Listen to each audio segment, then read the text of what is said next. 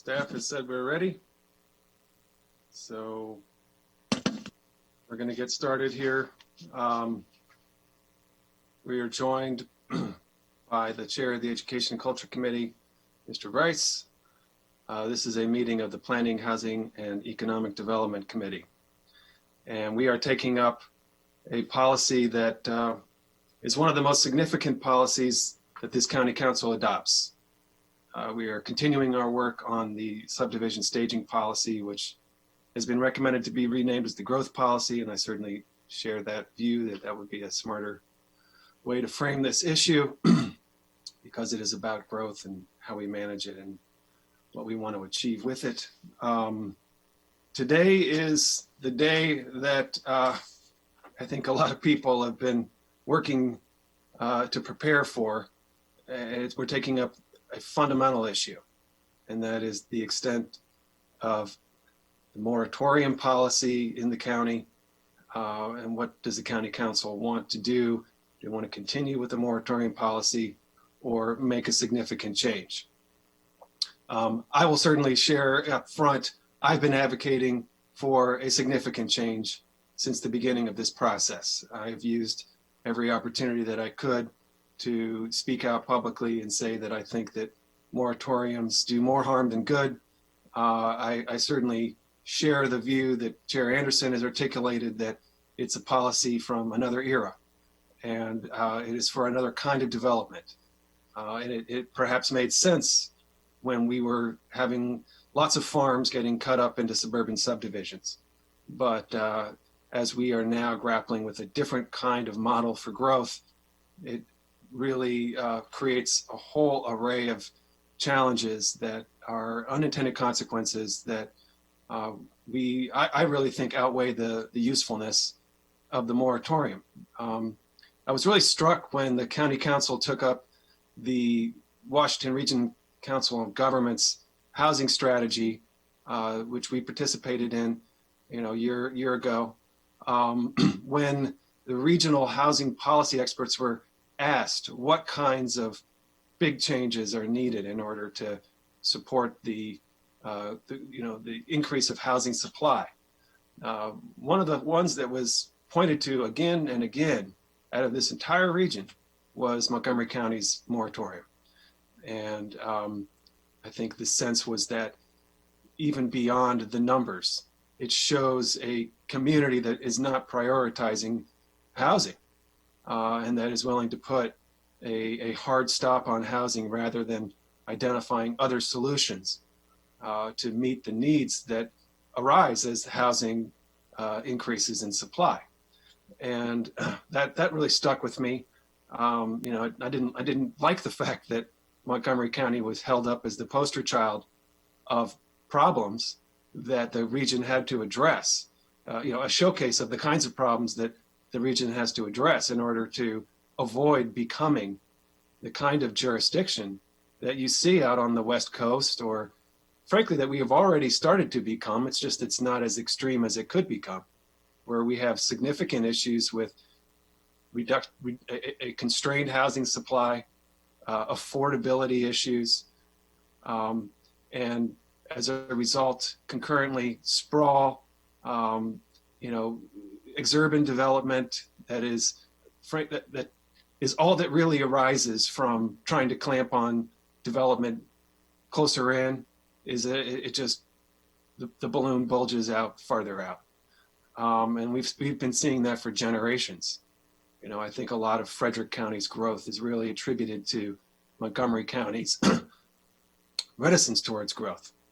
I think we're here today to talk about making a big change, and I am really pleased by the framework that the Planning Board has given us. I think, as I said, when they brought it to us, when we had our first presentation, I think they hit it out of the park.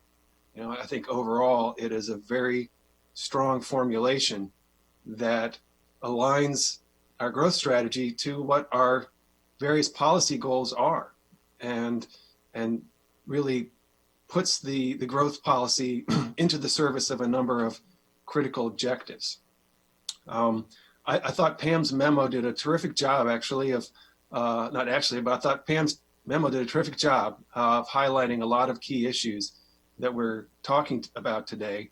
And, not to get ahead of the discussion, but on page 3 of her packet, Pam walks through a number of the significant issues that arise as a result of moratorium policies.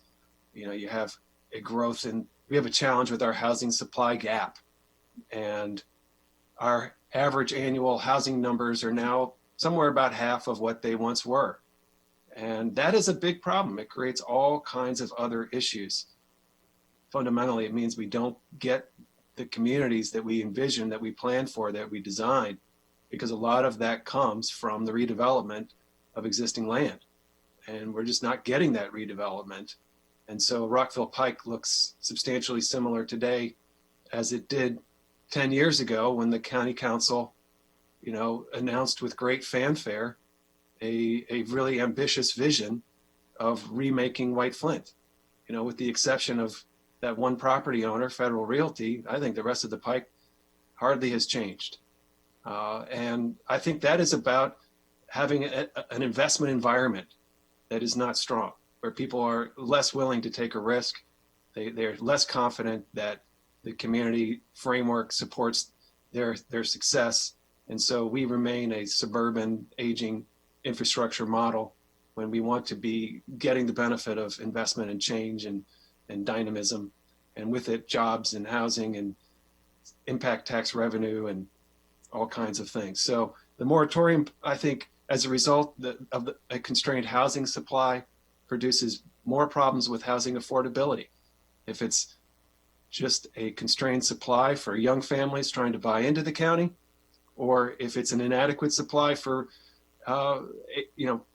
downsizers, aging residents who are excited to remain in the community that they've built their lives in, but just don't find enough types of housing that would meet their needs, a condo or an apartment that would meet their needs in the communities where they want to live.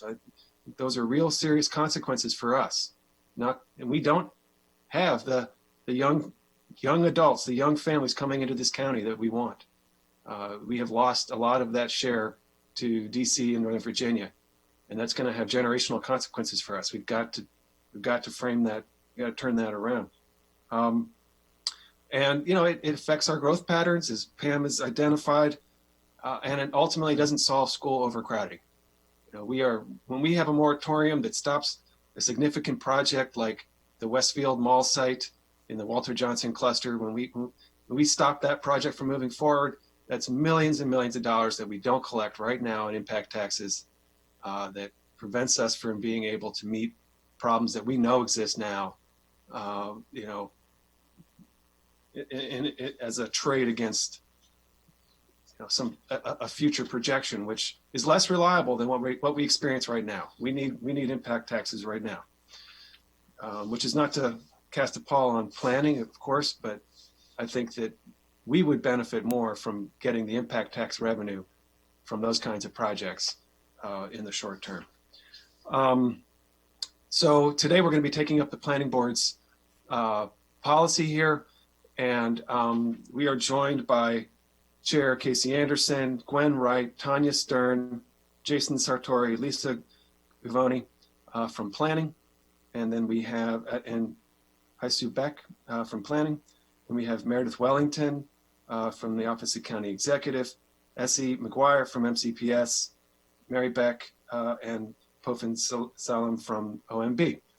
I think it would be helpful if council members wanted to make any comments now at the outset, and then I will turn it to Meredith Wellington to express the views of the executive. We've received testimony from the county executive on all of these issues, and I think we generally know where the county executive is. It's in the packet. It's the views have been written down and provided to the county council. So I'll invite Meredith. I'll invite you to express those views. I certainly am aware that there are many people who might agree, but I'll invite you to express those views after council members have talked, and then as we move forward, if council members have a question for the executive branch, they can address that question to OMB or to you, but generally we'll have council members, leading the dialogue as we go. So with that, I think everybody has my cell phone at this point, so you'll text me, and we'll get started. And I'm being reminded that it's not just impact taxes that we get to collect when a project moves forward. It's significant increase in property taxes as those properties increase in value and become, modern and more desirable. Then the county begins to collect significantly on property taxes over the long term as well. And that gets into kind of a philosophical issue, which is let's reduce the barriers to investment and then collect the benefit of that investment. Let's think about things more about the long term and the annual return that we can get from projects, rather than trying to squeeze so much out up front that we never get the investment that we're seeking in the first place. That's the careful balance I think we all have to strike, and probably everybody has different views about that. But all right, I've got Councilmember Friedson. Thank you. Thanks for the comments. This is a big conversation, one that there's been a lot of prior conversations leading up to. And, I think fundamentally, this conversation in particular in this growth policy is really about whether our policies reflect our values and whether they are consistent with our priorities. And it's always difficult to find the appropriate balance to figure out how we address all the various issues that we have to deal with. But having such a binary situation as moratorium, where we're either putting up, completely prevention of any new housing, any new residents, any new outside investment or not, it was a really challenging policy, not just from a competitive standpoint, but from all of the values and priorities that we share and we so frequently talk about. And I've been well documented that I have real concerns with the moratorium in general. If it works, it is designed to direct investment to the places where there is the most need, but it frankly only works when it isn't really used. And when it is used, it's a nuclear option where nobody wins and everybody loses. Schools don't get more funding that they need to address the overcrowding that it's trying to solve.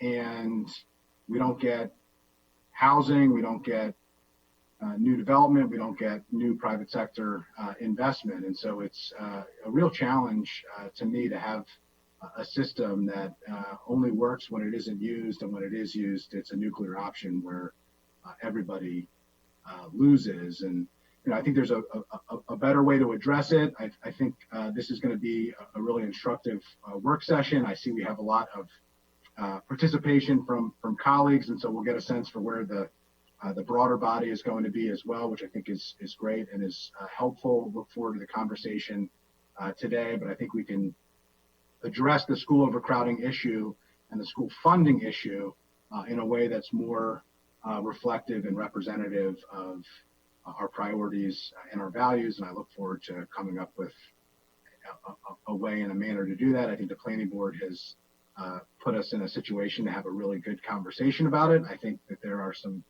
tweaks that I would like to see, but I do think that the direction that the planning board is heading is a thoughtful direction. The feedback from council staff is really important feedback, and I look forward to fleshing this out this morning with all of you.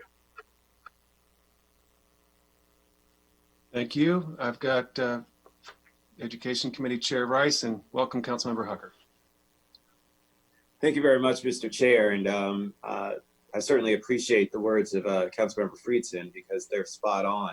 I mean, look, when it comes to our schools, we always tried to ensure that we weren't overburdening them. The reality is with placeholder projects and so many other things in terms of budgetary challenges, the school system was already overburdened before we began this process, and still will continue afterwards. And the solution is not by standing in the way of development, which helps to then continue to bring in money to help support these initiatives. The reality is that the allocations have to be right. We have to commit ourselves to making sure that we have schools that aren't overcrowded and making sure that we're going to put the money that's necessary to make those things happen. That's up to us. That's up to us being leadership as a whole in the state, whether it's at the state level and our governor, all the way through our General Assembly, and then us as, excuse me, us as local elected officials as well.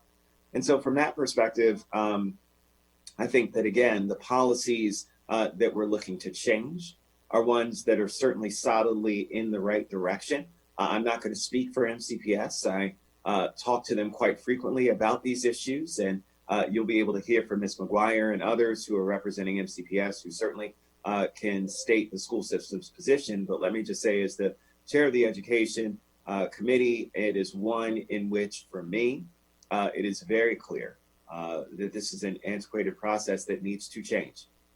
It has not been effective, and we have seen it to where I've actually most recently, and the chair noted this at one of the previous meetings, we actually had to get around the moratorium in the Blair area to allow housing to move forward on a blighted project where folks were trying to invest in the community and do the right thing, right? To sponsor affordable housing in my home where I grew up in Silver Spring.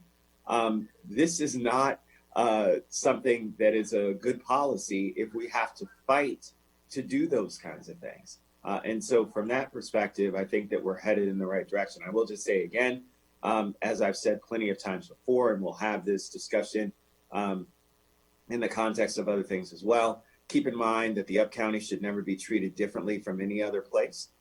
We certainly have our challenges when it comes to having the same amenities, the same connectivity that areas of the Down County do. And we certainly want to gauge that in terms of evaluating the projects that we allow to move forward. However, it is very clear that making things more expensive for folks in the Up County versus in other areas of the county is not equitable. It is not something that encourages growth. It is not something that encourages young families like my wife and I, who moved from Rockville when we first were married and together to Germantown back in 2003. That doesn't encourage that if Germantown, Clarksburg, areas like that are more expensive for housing than the counterparts. That will drive folks to Frederick. That will drive folks to DC. That will drive folks to Northern Virginia. It certainly will. And so from that perspective, we've got to do our part, especially when it comes to folks who are born and raised here, who want to live in the county that they were born and raised in.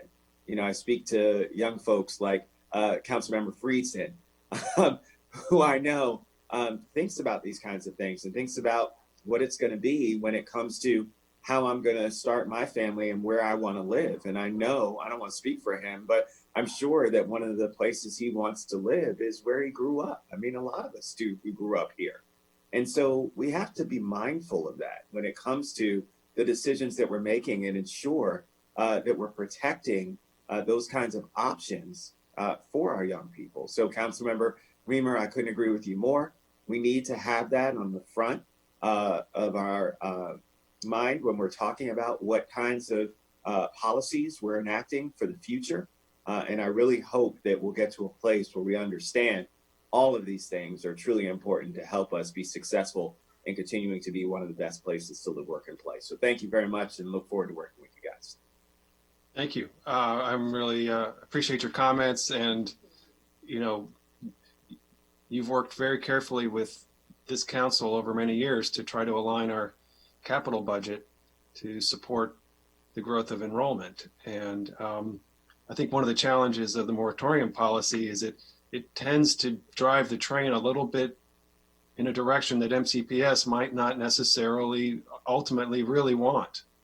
And you know, it puts us in a tough place of trying to balance these competing values and benefits. But I think inherent to this conversation is that, you know, we have to let MCPS be a little bit more of a lead as to how the construction program will be funded, and you know, let them kind of sift through things a little bit more. And when we have to put so much pressure into the capital budget for one specific school or one specific, need, it doesn't really support their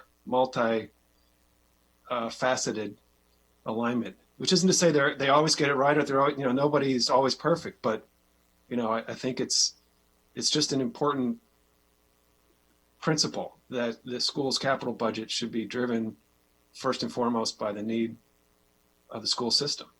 And I think what we would like to do is embrace that more.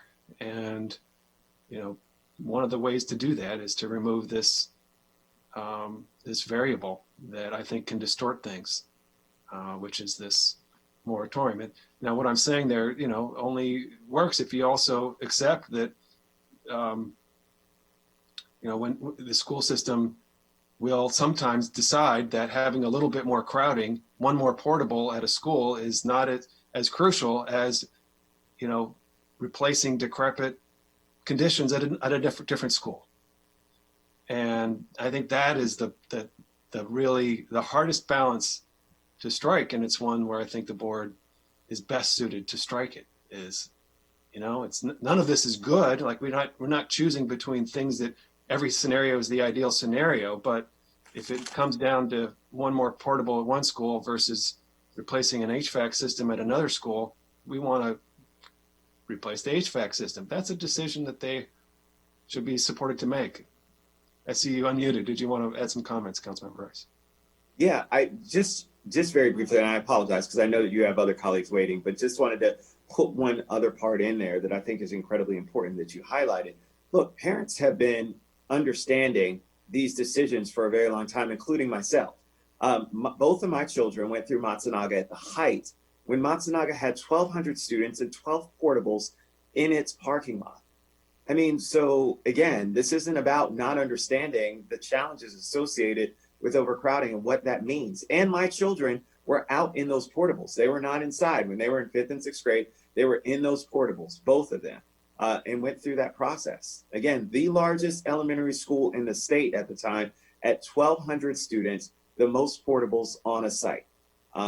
So I've lived it, been there, and other parents have too. Yeah, I have the battle scars, and the parents also, because I lived there. So all of the parents were saying, Craig, why is our school like this? Why can't we? And I said, because there are other needs that are out there where at least we have a school that's in good shape, whereas other folks don't have that. And so, yes, we're crowded, but imagine being crowded in an even smaller school. They may not have the same level of 127%, I think we were at one point in time, in capacity. They may be like 115, but also at the same time, they have failing HVAC systems and they have infestation issues and all kinds of other things. And so, yes, that is more important, right? When you look at it in the grand scheme of things from an equitable standpoint instead of the other. And the school system made choices like that, right? So there are plenty of schools that went into moratorium where we were just like, look, nobody's building and bringing projects in. So it really it didn't help those schools either, right? From the standpoint of addressing the issues of overcrowding. And it didn't get us necessarily to all the schools who needed the attention. So yes, absolutely, you are correct. That is one of the things that I think that, again, I think that our parents and students understand and have been accepting of, that we won't be able to do everything and we'll have to prioritize, but parents have already done that. Been there, done that, have the check. So. Thank you. Councilmember Jawanda. Thank you, Chair Reamer, and good to see, I've got both my committee chairmen here today, Mr. Rice, good to see you as well, and of course, Mr. Friedson, Mr. Tucker, and everybody else who's here. This is an important discussion, and I'm glad we're tackling it. It's not an easy one. I think it's important to put this in context and remember that, what we're trying to accomplish here, which is multiple things, which always makes it difficult when you're juggling. But at its core, the moratorium and this portion of the SSP is trying to address this overcrowding issue, right? And how do we balance the infrastructure and transportation. So school needs, transportation needs broadly in the SSP, with development. And while we know, and the planning board has done a great job pointing out with data that the primary driver of student generation is in turnover. If you're at the school that Mr. Rice's children went to, any development at that level is going to lead to, some increase in overcrowding in that school. And so I think in some of the extreme areas, and we'll get into the specifics later, if you're, and I suggest this in a memo I sent to colleagues yesterday, if you're at 135%, that any type of addition to that is even more untenable than it should be. And so I think we have to weigh all these things. I agree the moratorium as it's currently constituted is not efficient. It's not doing what it's supposed to do, and it's not working. But I do think that we need to remember that if we don't do the other things that we're supposed to do and I like the way Mr. Rice put this, at the state level, at the county level, if we don't have the revenues we need, if MCPS can't provide for all of its students, and that's not connected to the SSP, which is why it's an imperfect tool. It's connected to our capital improvements budget. It's connected to how much revenue we collect and what the various taxes are set at. It's related to the bill that the governor vetoed to give us more school construction money. So all these things are connected, but the fact remains is that if things get too bad, we have to do something. So I think we need to keep that in mind in how we address this policy. I also agree that we should have a county-wide policy. I think we don't want to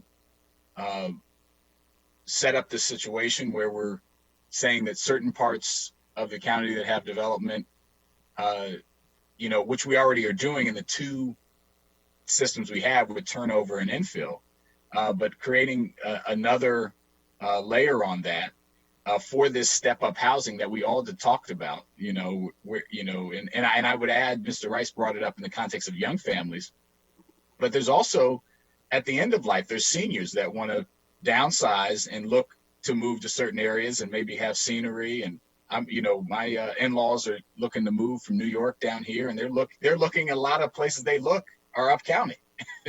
and so I just think we want to think about that and maybe not disincentivize that. And the last thing, we'll get into this later, I think where we're encouraged, while we need more housing, 100% absolutely, we want to talk about and be intentional about the type of housing, and particularly type of multifamily housing we're incentivizing and where we're incentivizing it and why we're doing it, and which we'll get into with the larger tax and UPP and tax discussions.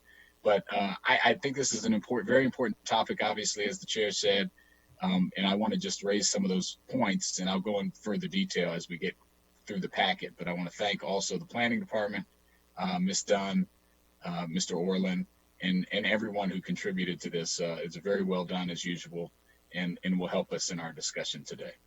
Thank you very much. All right. I will go to, I think, Meredith next. I'm guessing we don't really need other prefatory comments, but if anybody would want to make one, go ahead and let me know. Meredith. Thank you very much, Chair. I appreciate the opportunity to speak to the committee and to the other council members who are present. First of all, I'd like to associate the county executive with the remarks of Councilmember Jawando. And it is very important to understand what a complicated issue this really is, and not just to throw around words that have become kind of ugly when we hear them, but rather to look at what the underlying problem is. And the underlying problem, which has become, it's not chronic, but it's close to chronic now, as long as I can remember, has been school overcrowding. And let's not forget transportation. The county executive, in his letter to the council and in his notes afterwards to all the different recommendations, has stated very clearly that he supports the adequate public facilities, that he supports the requirement that a preliminary plan, the planning board must make a finding that the facilities will be adequate for this development. And he has supported a variety of ways to address this that are included in his comments, because this is a process that through the different steps, if they are done well, we can do a better job in addressing school overcrowding. For example, making sure that our student generation rates are accurate, that we know how many kids we're going to have to be dealing with, that we have some good sense of how many kids a new development will generate. These are all things that you've been working on in committee, and staff has made many good recommendations. It's hard to discuss this now before we go through the staff report, but basically in that report, there are many refinements suggested by staff that could go a long way to meeting what the county executive believes is very important. There must be some sort of an emergency button when overcrowding gets too severe. And there is no emergency button in the planning board's legislation as currently put forward. The only place where there is in Clarksburg. But the county executive also agrees with Councilmember Rice that it's not appropriate to single out one area of the county. School overcrowding is school overcrowding. There's no difference by geography as to what that means. The last thing I would say is that there's been this suggestion that we have sprawl and that development's not going where we want it to go. But OMB presented to the planning board in one of their last work sessions their analysis that showed that 66% of all new development is going to our activity centers. Those are the centers that COG has approved as being where growth should be going in Montgomery County. Now, because of that, the planning board changed the locations where they wanted growth to go. But activity centers is really a good place to start. And the county executive supports that and is proud to say that we're doing such a good job. The last thing is there are other ways to save money, not just through lowering the impact taxes, to make development easier in Montgomery County. One is making parking less expensive, and I note that that is in a Thrive Montgomery recommendation. Secondly, though, is to simplify the development process. There was one, it's been done once when we put in the sketch plan instead of some of the other plans, but there's a lot of changes that are made all the time that make it hard for a developer to know what they're supposed to do. And it's great for land use attorneys, but not necessarily so helpful for the developers. So I look forward to our going through the packet and going through these issues in more detail. But throughout, the county executive supports some sort of emergency button if growth gets too extreme, overcrowding gets too severe in the schools, and we'll be looking towards accomplishing that goal. So thank you. Okay. All right, Pam, why don't we start with the packet? Okay, good morning. So as you've probably picked up from listening to all the introductory comments, today's work session is really about talking about school adequacy standards and residential development moratorium. These are really covered by recommendations 4.5, 4.9, and 4.16 in the planning board draft. They all relate to utilization adequacy and the rules that apply when a school service area is deemed overutilized. I do have some slides I can share. I don't know if that's useful. Chair Reamer, if you just want me to continue going through the Slides of what? So some of them are just some of the tables that are in the report, really. There's nothing additional that I have that's not in the report. Can't hurt. Maybe some of the things that were attached. Sure. Again. Then I won't have to look at myself all the time. Let's go ahead. Okay. So on page 2, you'll see is a recreation. It's table 1 in the staff report. It shows the planning board's recommendation for school adequacy standards.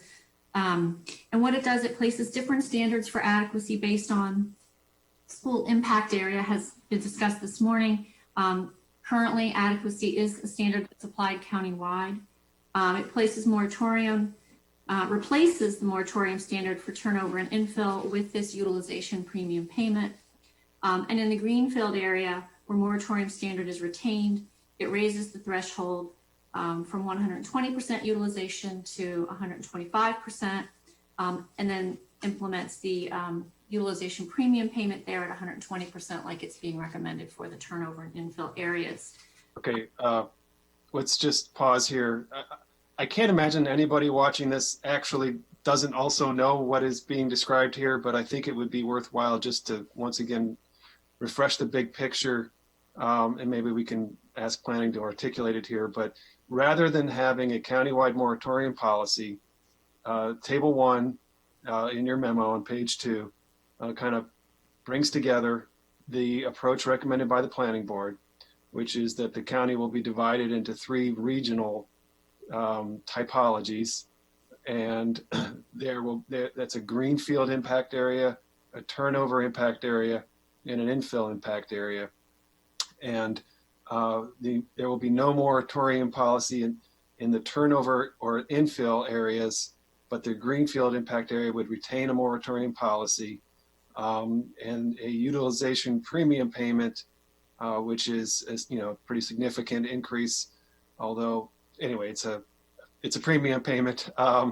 Would be applied when a particular school area is crowded, so that for a parent, at a school that has crowding, they might ask, why is development moving forward here? The answer is, well, there's a lot of reasons why we don't want to shut down the housing market, but we would be charging a premium in order to raise more tax revenues to be able to address crowding problems. And if this school's crowding problems are significant enough, then MCPS will have articulated that. So let me turn to Casey just to kind of articulate the vision here, and help set this up for us. Thanks. I think that the key here in understanding why the planning board believes this is a good approach and how it fits together is to think about the effectiveness of the moratorium, not based on how overcrowded the school is, but based on how many additional students it would prevent from being added to the schools, and whether that number is high enough to justify the damage that's caused by stopping development. So in the greenfield impact areas, a moratorium would stop a lot of school children from being added to the schools because it generates, by definition, a lot of new kids per unit. In the infill and turnover areas, stopping development doesn't really stop very many school children from showing up at the schoolhouse the day after Labor Day. This is because of a different kind of housing, generally speaking. Right. So it's not just a question of, as some people have characterized it, well, if you're a parent and the school's crowded, it doesn't matter to you whether the new kids came from a new unit or an old unit or dropped from the sky, that's still crowded. That's true. The problem is, and the reason why we think that it's important to draw a distinction between the greenfield areas and the other areas is not because we're trying to treat Clarksburg differently, and it's not because we don't recognize that overcrowding is overcrowding.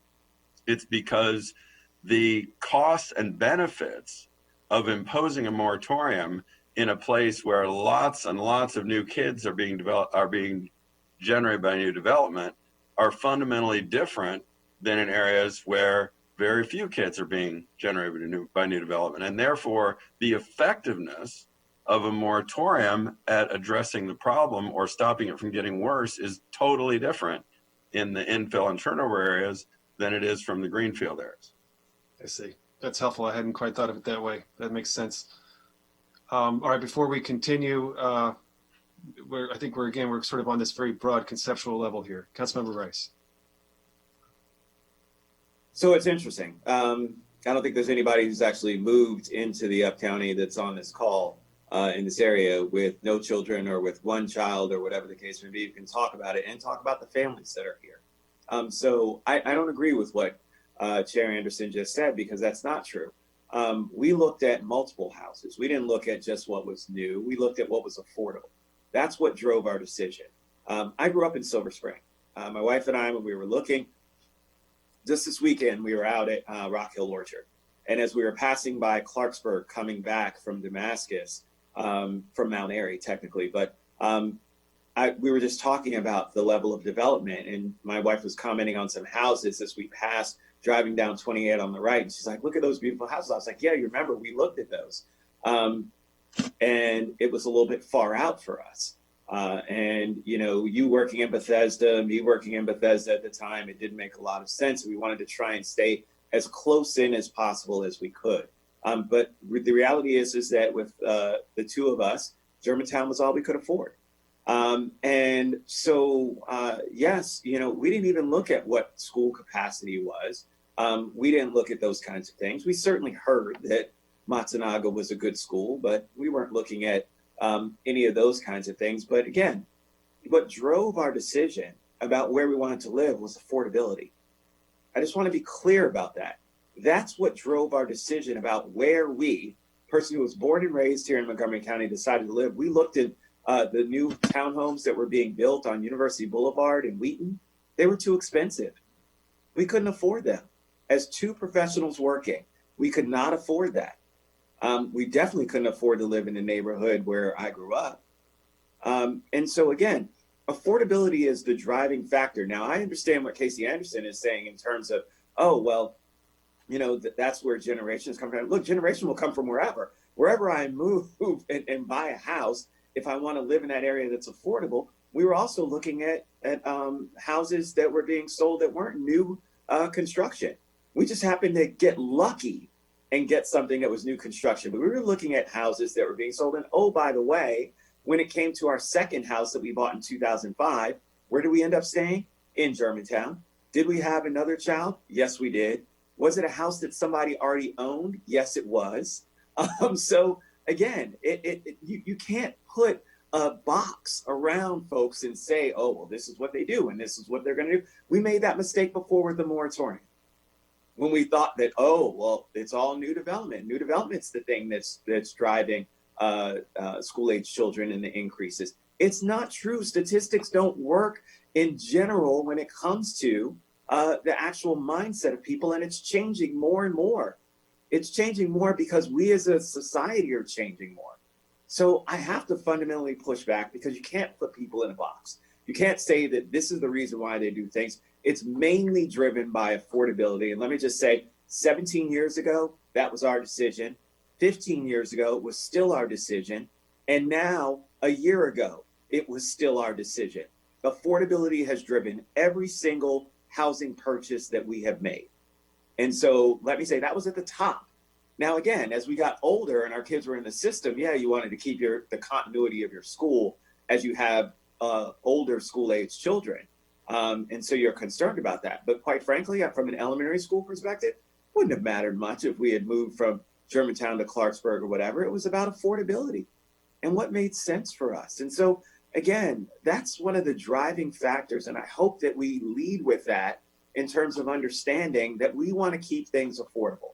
We want to keep things accessible for folks, for young families, especially families of color, who are trying to stay in this county. We do not want to price them out.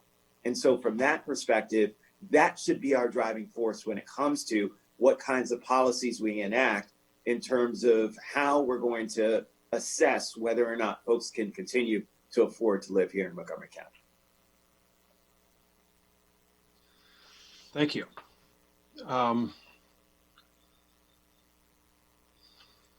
Very good. Comments on the framework from the planning board. Pam, you want to continue? Sure. Okay, so at the bottom of the second page of the staff report, and it just sets the framework to say that currently we do have a moratorium standard in the county, and it's when the schools reach 120% of their capacity. When that happens, the planning board cannot approve an application for residential development in those school areas. And as you've mentioned, Chair Reamer, that there are people in favor of moratorium because they hold that when you are at a particular level of overutilization, when our facilities feel burdened as parents, even a few more students feels like too much. And it does seem like a reasonable thought, right? You live down the street, your school is very crowded. How can new development continue because my school just feels like it's too much for our students to have to handle? But again, as the draft points out, there are some significant issues with this, and that the new housing being built anywhere in a community doesn't contribute 100% to that overcrowding. It is not a one-for-one.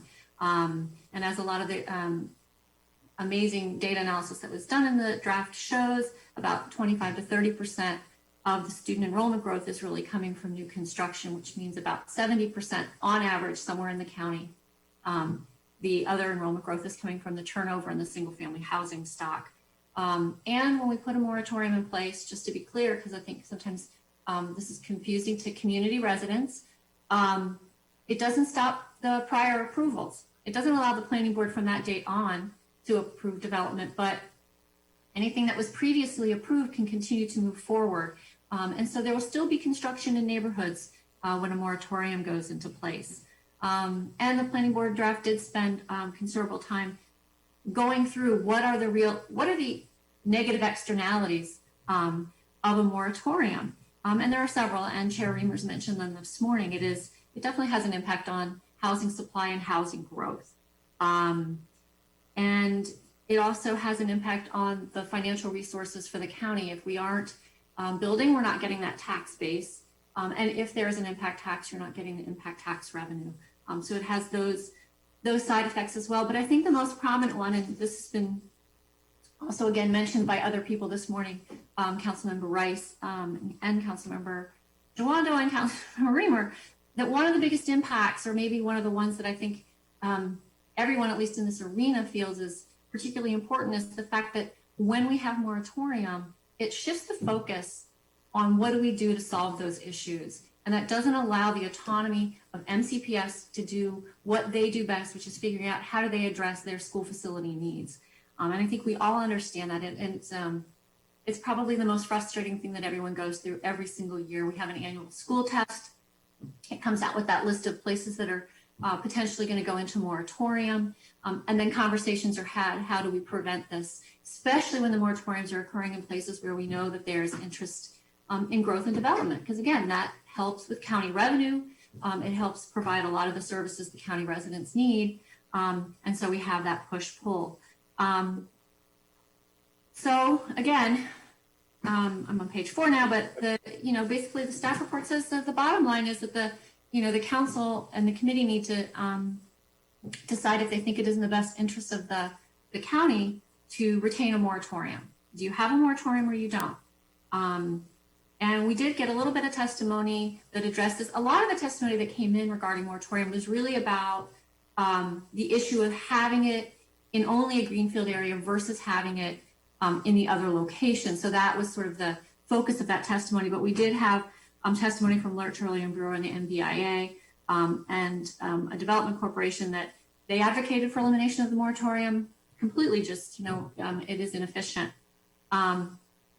In the past, I suggest that if the committee wants to vote to eliminate the moratorium, we could move on to talk about the utilization premium payments. But I think there's value in walking through all the moratorium information and recommendations that are in the draft. One, if you keep it only in the greenfield, then you'll need to address all these moratorium issues. If you make it countywide, as council staff would suggest, then again, you'll need to work through all these issues. So even if the committee decided they wanted to get rid of moratorium, since you don't know what the council is going to do, I think you'd want to be able to provide the council with your recommendation on all the elements that are inherent in having a moratorium in some fashion in the county. So with that, if we're going to walk through the moratorium information. Okay, before you get further, I know that Councilmember Friedson wants to speak. I just wanted to maybe ask Chair Anderson to talk a little bit more about the Greenfield area. I think Councilmember Rice has raised some important points. So can you just talk a little bit about how you grappled with that in your draft? Yeah, we agree that it's important, if for no other reason than to follow through on the commitments that the county has made to the way Clarksburg is supposed to develop, to try to avoid a moratorium in Clarksburg as well as in other parts of the county. That's why we proposed two different alternatives to avoid a moratorium in practice, even though we would recommend retaining it in the policy as a backstop. And they are to increase slightly the number of students who would be permitted to be in the schools in Clarksburg before the threshold is exceeded. And the second one is to recognize that there's capacity in adjacent schools. So we have a couple projects that are in the pipeline right now that are now up against the moratorium because MCPS just changed the boundary in light of the construction of Seneca Valley, which actually made the problem in Clarksburg worse because of the way that they drew the catchment area for Seneca Valley. But in looking at this, what we noticed is it's not just that they took capacity basically from Clarksburg and gave it to Seneca Valley, but Gaithersburg High School and Damascus both have, I think, something well under 90% capacity. I think in their mid 80s, low 80s% capacity over the next 4 or 5 years. There are literally hundreds of classroom spaces available at adjacent schools of the Clarksburg cluster that exist in the real world. And so another way of looking at this would be to say, we recognize that a moratorium in an extreme case, to use Meredith's phrase, should be an emergency button. But why are you hitting the emergency button to punch out of the cockpit and parachute to earth when you've got capacity right next door? There, in fact, is no emergency if there is existing school infrastructure that's in the neighborhood. And in fact, in some cases, may be available to students who are even closer than the school to which they're currently assigned. You wouldn't necessarily have to do a boundary change for that. You might even just adopt a more liberal COSA policy or use some other mechanism to move a few students into the adjacent cluster in order to accommodate the capacity problem. So even in Clarksburg, I think there are ways to solve the capacity problems or use the available solutions without shutting down development, while still preserving the principle of the thing, which is that this is still a greenfield area. Okay. Councilmember Friedson. Yeah, I appreciate it. I think that the recommendation from the planning board and planning staff has some data to suggest why they did what they did, but two things that I'm uncomfortable with here. One is the lack of consistency. I've been pushing throughout this plan and throughout this policy the need to be consistent, not just countywide, but among the various puzzle pieces that make up this total policy, because all of these different elements work together in my view. And number two, I just have a fundamental disagreement on the moratorium. I think it was the view of the planning staff and perhaps ultimately the planning board that moratorium was a good policy for a bygone era. I just respectfully disagree. I think moratorium is not a good policy that doesn't achieve what it intends to achieve, which is to address directly school overcrowding, which frankly can only be solved by providing the resources necessary to build capacity. And we haven't done that. And to have a policy that hurts the very thing that it's trying to help is a major challenge. And to have a policy that by its design is a nuclear option. I think about sequestration at the federal level. They had a nuclear budget where both sides thought it was totally untenable. And the idea is it will force the two sides, the two parties to come together. But what happens when they don't? You end up with a disastrous, destructive outcome that hurts everybody. And in many ways, that's what a moratorium ultimately does. I don't believe that we should single out one area of the county, even if it does have some unique characteristics. There are other places that are just like Clarksburg that survive without moratorium, like in Loudoun County, and other places that are almost exclusively greenfield development. And I don't believe that it's a policy for a bygone era. I think it's a policy that never really served the direct interests that it was intending to. And I think it's time that we put it to bed and we moved on with UPS and other mechanisms that actually provide the resources that we need while supporting the values and priorities that we share. And so I hope that we can move to eliminate moratorium, to take the staff kind of had a dual recommendation here of here's what we think you should do, but if you do this, make sure you do it countywide. I'll take option B in the staff recommendation, which I think was the right recommendation, to eliminate the moratorium as a policy, but do so countywide. And so that's where I'm going to land, and that's where I hope this committee moves today. Interesting. That's a curveball. Very good. Let's continue with the dialogue. All right. So Pam, you're suggesting we just keep walking through the memo, basically, I think. All right. Yes, if you don't mind. So actually takes us to the bottom of page 4, which is have a conversation about moratorium. The first would be, should the moratorium on development apply only countywide or apply only to certain school impact areas? The planning board draft suggests it apply to the Greenfield school impact area. As they state, this area exhibits the highest student generation rate. And in lieu of the moratorium and the turnover and infill, the board recommends the utilization payment, which is equal to about 60% of the impact tax per structure type. And, this is an unprecedented departure from the prior SSPs or growth policies that we've had with respect to school adequacy. And to date, adequacy of a school has been judged equally across our county. Any school with a utilization rate and seat deficit that meets a moratorium threshold is considered so overcrowded that any additional students should not be allowed. The planning board's approach contends that this concern, that a few additional students is too much, is only warranted in the Greenfield school impact area, and puts a lot of weight on the fact that this is because those housing units in that area do produce more students per structure type. And what this does is it assumes that the development's going to all happen at the same. If it happened at the same pace, that would actually be true. And if it happened at the same amount, that would be true. And I provide on page 5 a real detailed look at downtown Bethesda and Clarksburg. And the reason I did, I pulled the pipeline data that was online in the planning department to see how many units are left undeveloped in both of those locations. And in downtown Bethesda, there are approximately 6,100 multifamily units in the pipeline of approved development.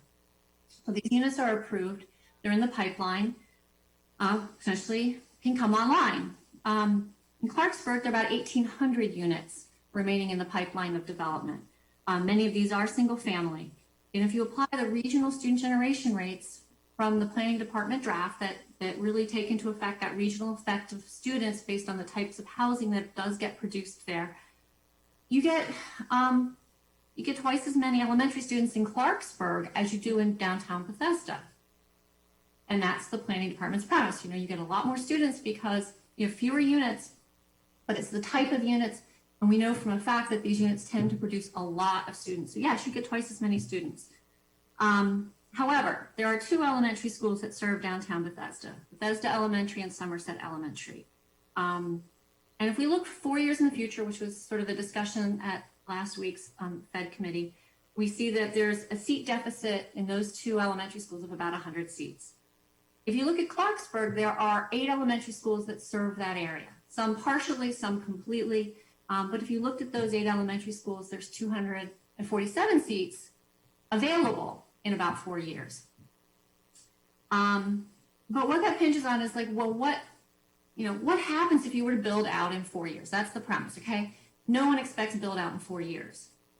But if you did build out in 4 years, you're not sure which of the elementary schools in Clarksburg might be overcrowded because this development isn't going to get spread evenly over that area. There will be locational impacts, but we know for sure that if Bethesda were to build out in 4 years with that type of development, you only have 2 elementary schools that in 4 years are already 100 seats below, right? So to me, this really gets it, not just a conversation about how many students can come from a certain type of house, but it's the pace of development.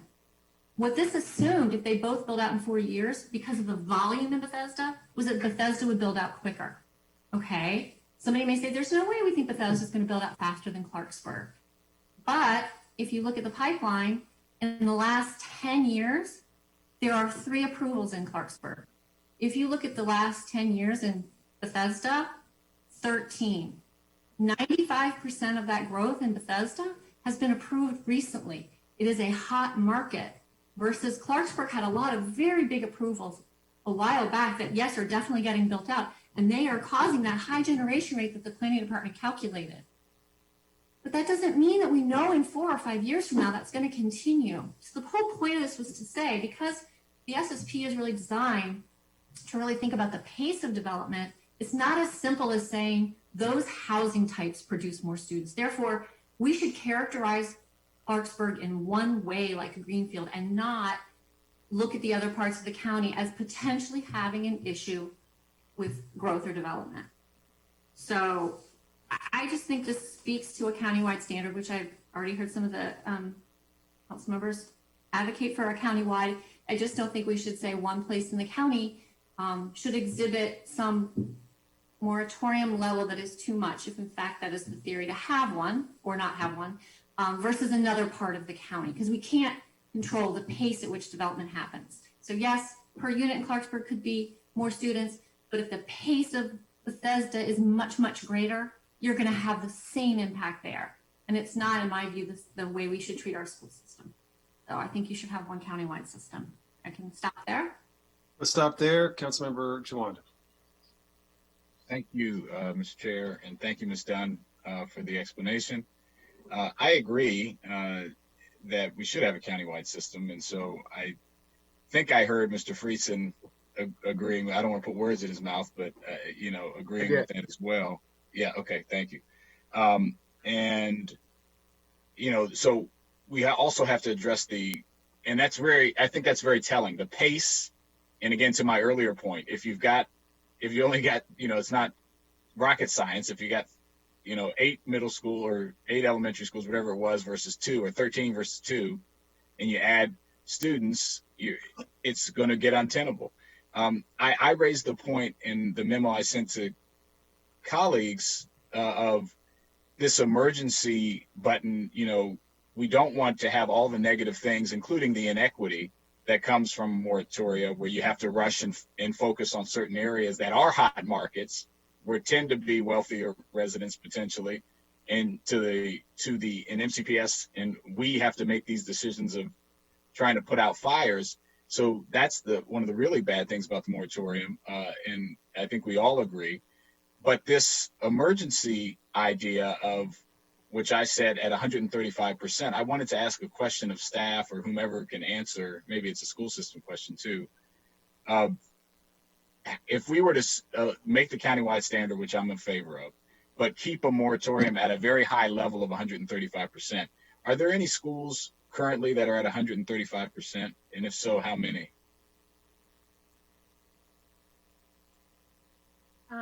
So the short answer is yes. The longer answer is I would need to look that up. I don't remember off the top of my head. We do have some schools that are at that level. One of them is Clarksburg Elementary. As the numbers that Ms. Dunn was referencing, I believe, do include the fact that there is a new elementary school programmed in Clarksburg. However, due to the funding constraints last year, that project was also delayed.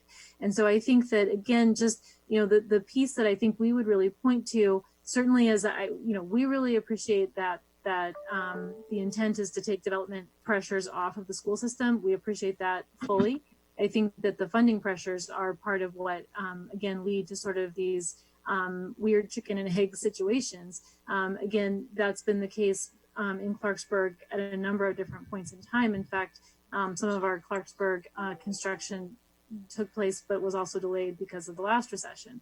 And so again, these sort of timing delays with funding constraints can create situations that I think, again, feed into sort of this moratorium problem. But again, they're not easily solved with sort of the blunt instrument as we're discussing.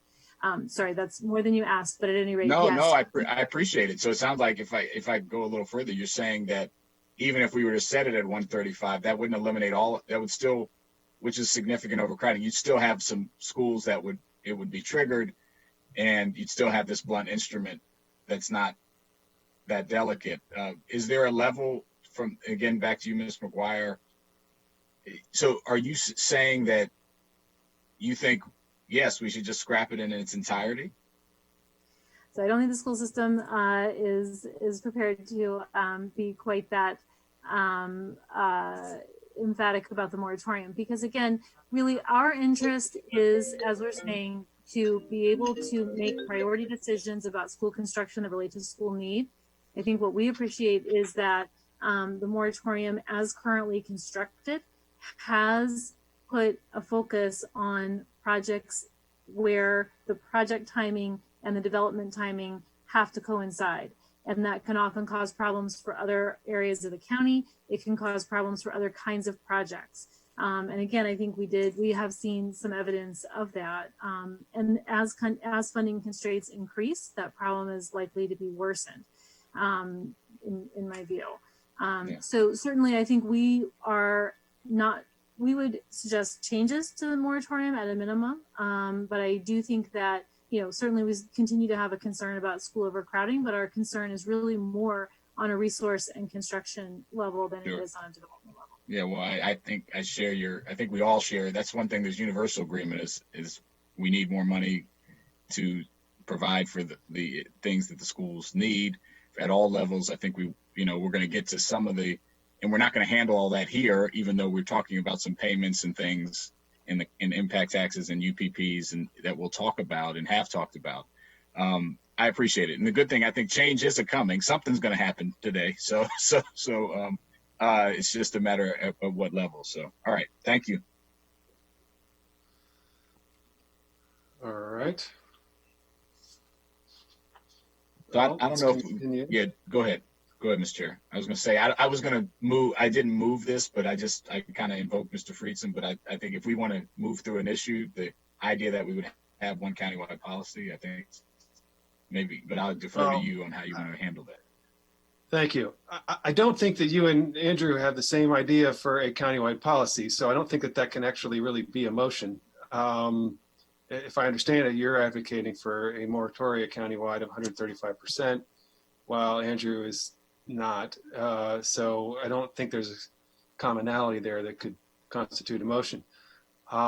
So I think there is commonality so far, at least between Andrew and myself, on the areas outside of Greenfield. And so we could potentially vote on that now. And it sounds like more conversation is needed around Clarksburg.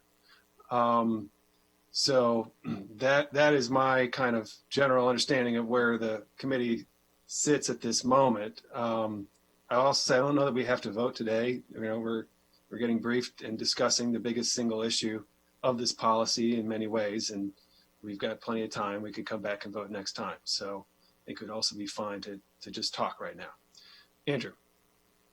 Yeah, well, a couple things. I think Ms. McGuire raised a really important point. The school system should be in the business of educating children, not in the real estate economic development business. And unfortunately, we have a policy and moratorium that basically thrust them not just to be tangential to the conversation with these issues, but frankly at the heart of these conversations, which I think is inappropriate. I think it's one of the perverse and unfortunate unintended consequences of the moratorium. It's well intended, but in the way that it is actually utilized, it doesn't work, and it puts decisions into places where they shouldn't be. It creates problems where they shouldn't exist, and it frankly exacerbates the very problems that it's intending to solve, which start and end with resources, which we heard from the school system. And so, I'm not saying that the school system is having any specific recommendation on moratorium,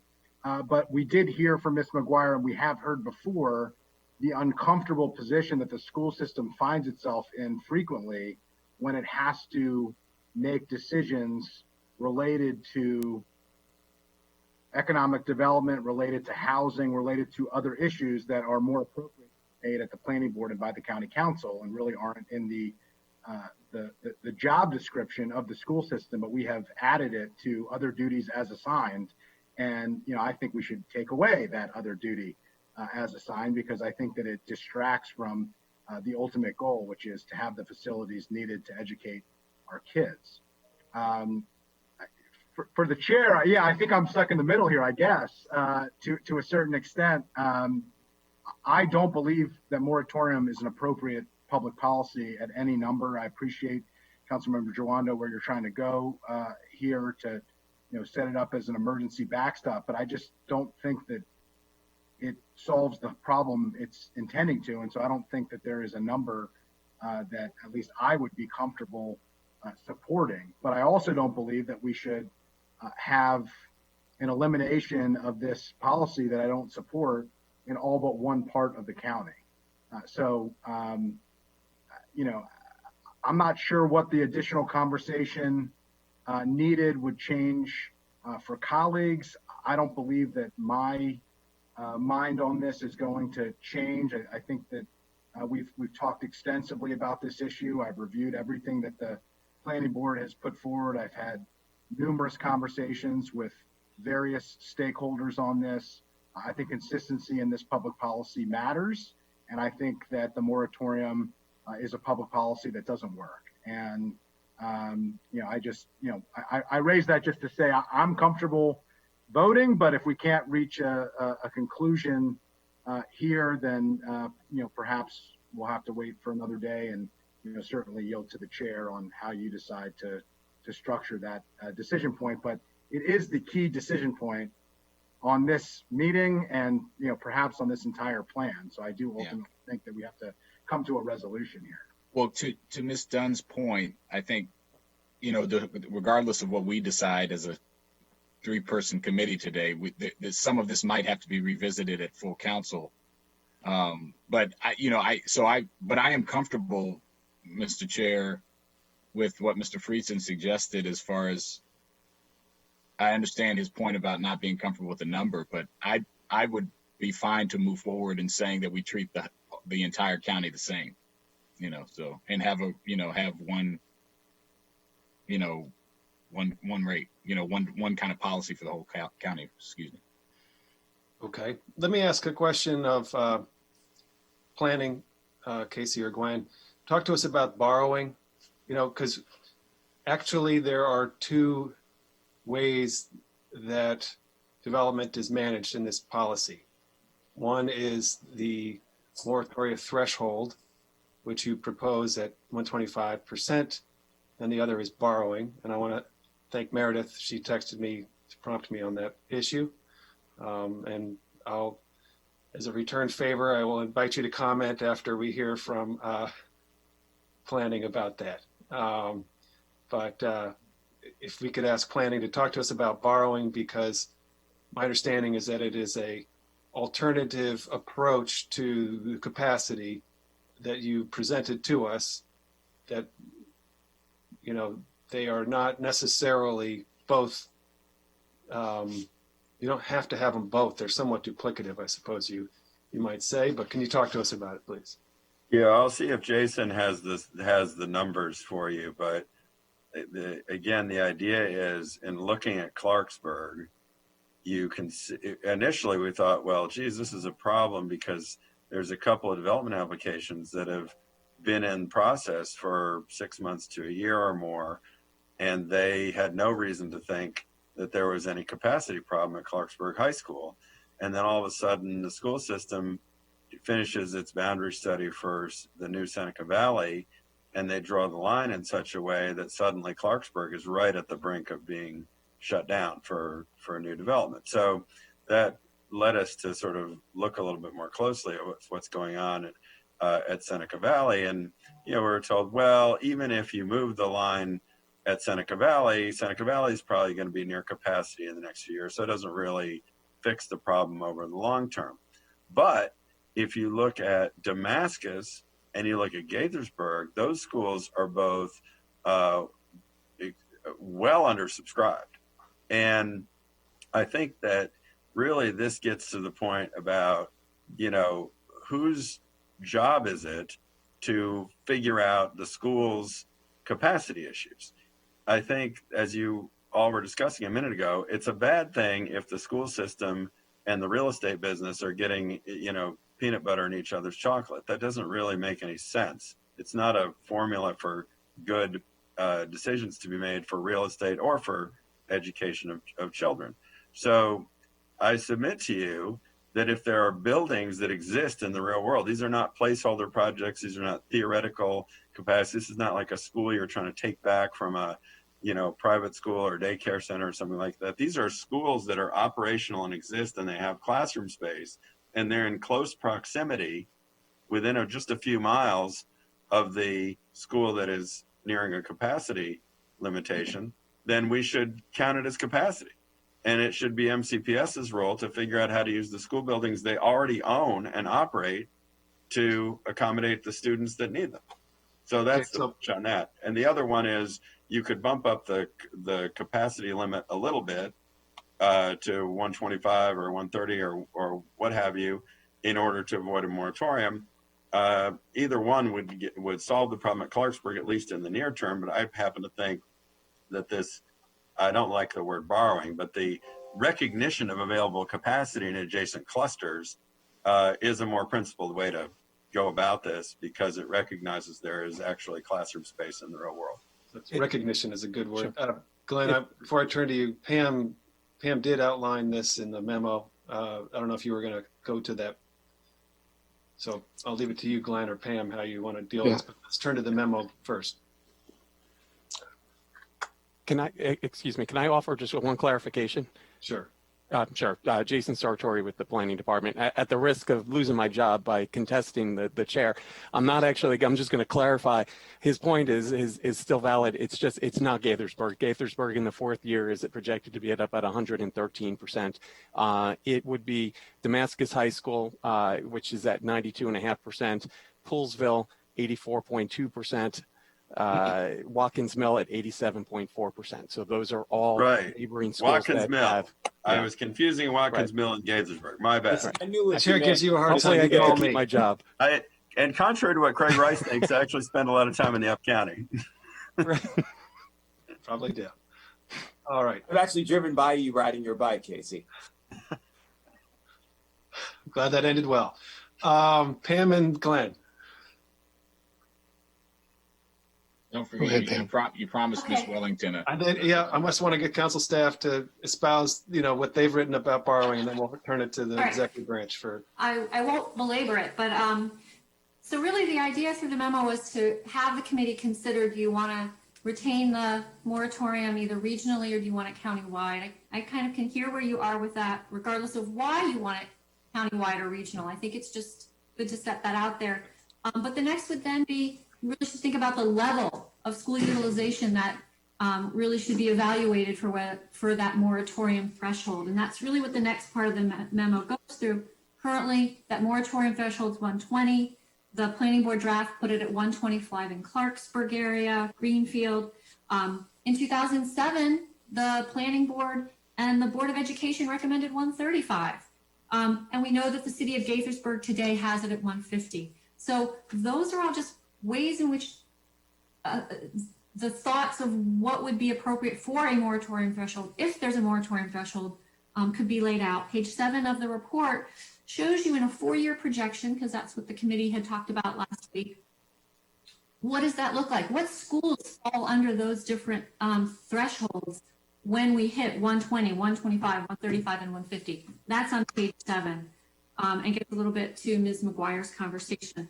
And then before deciding maybe on that level, the report does say, but there's one thing to consider, which is this issue of adjacent sufficient capacity. We can call it that instead of borrowing, but it's called adjacent sufficient capacity because what the planning board has recommended is that if you're a certain distance, if the development that comes in for review, so the applicant comes in and the application is 3, 5, or 10 miles from a school service area that has sufficient capacity, that would get an exemption from the moratorium. So it comes, applications coming into a school service area that's in moratorium, but it looks 3 miles away at elementary school service area or service area adequacy. It looks 5 miles away at middle school adequacy. It looks 10 miles away at high school. And if there's sufficient capacity there, it allows the application to go forward.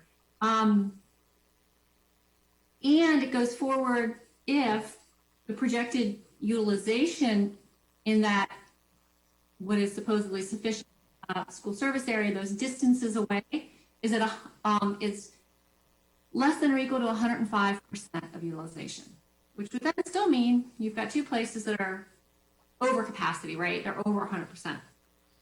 When you look back at what was done before before the borrowing was eliminated as part of the growth policy, which was done in 2007, it really did. It was concerning because it was looking at 2 clusters. It was comparing elementaries in one cluster to elementaries in another. We didn't have an individual school test. So the reason they got rid of borrowing or sufficient adjacent capacity was you could have an elementary school in one cluster at the other end of the cluster from the elementary school with capacity in the sufficient cluster. And so it was thought that it's not a reasonable, plausible thing to think that those 2 things could be connected and that MCPS was going to solve any issue with overcrowding based on that. But now, since 2016, we have an individual school test, it really is appropriate to relook at this because now every single school service area is being evaluated for its utilization and whether it's sufficient. And we know that our the individual schools are side by side, physically adjacent elementary schools to physically adjacent another elementary school. And what council staff would suggest is you can do sufficient adjacent capacity to physically adjacent school service areas at the same level. So 2 elementary schools that are physically adjacent.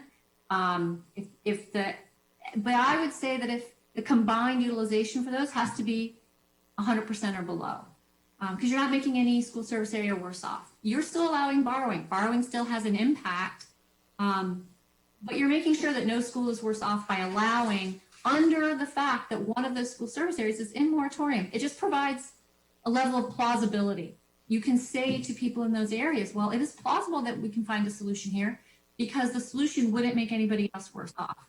And I wanted to show you, take your attention to page 10 and 11, 10 mostly of the staff report, where it really is comparing what was on page 7, all of the different schools that would be overutilized at different percentages. And then it shows you what the effect of that sufficient capacity would be if you did it with school service area capacity in an adjacent school service area and no one is worse off. They're both combined 100% or less.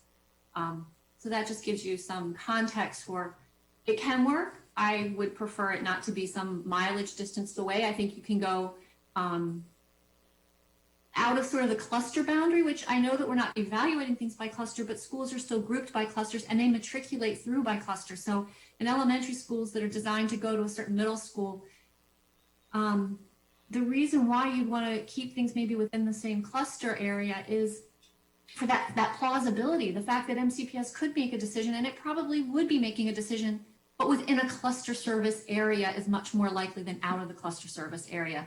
So that's that.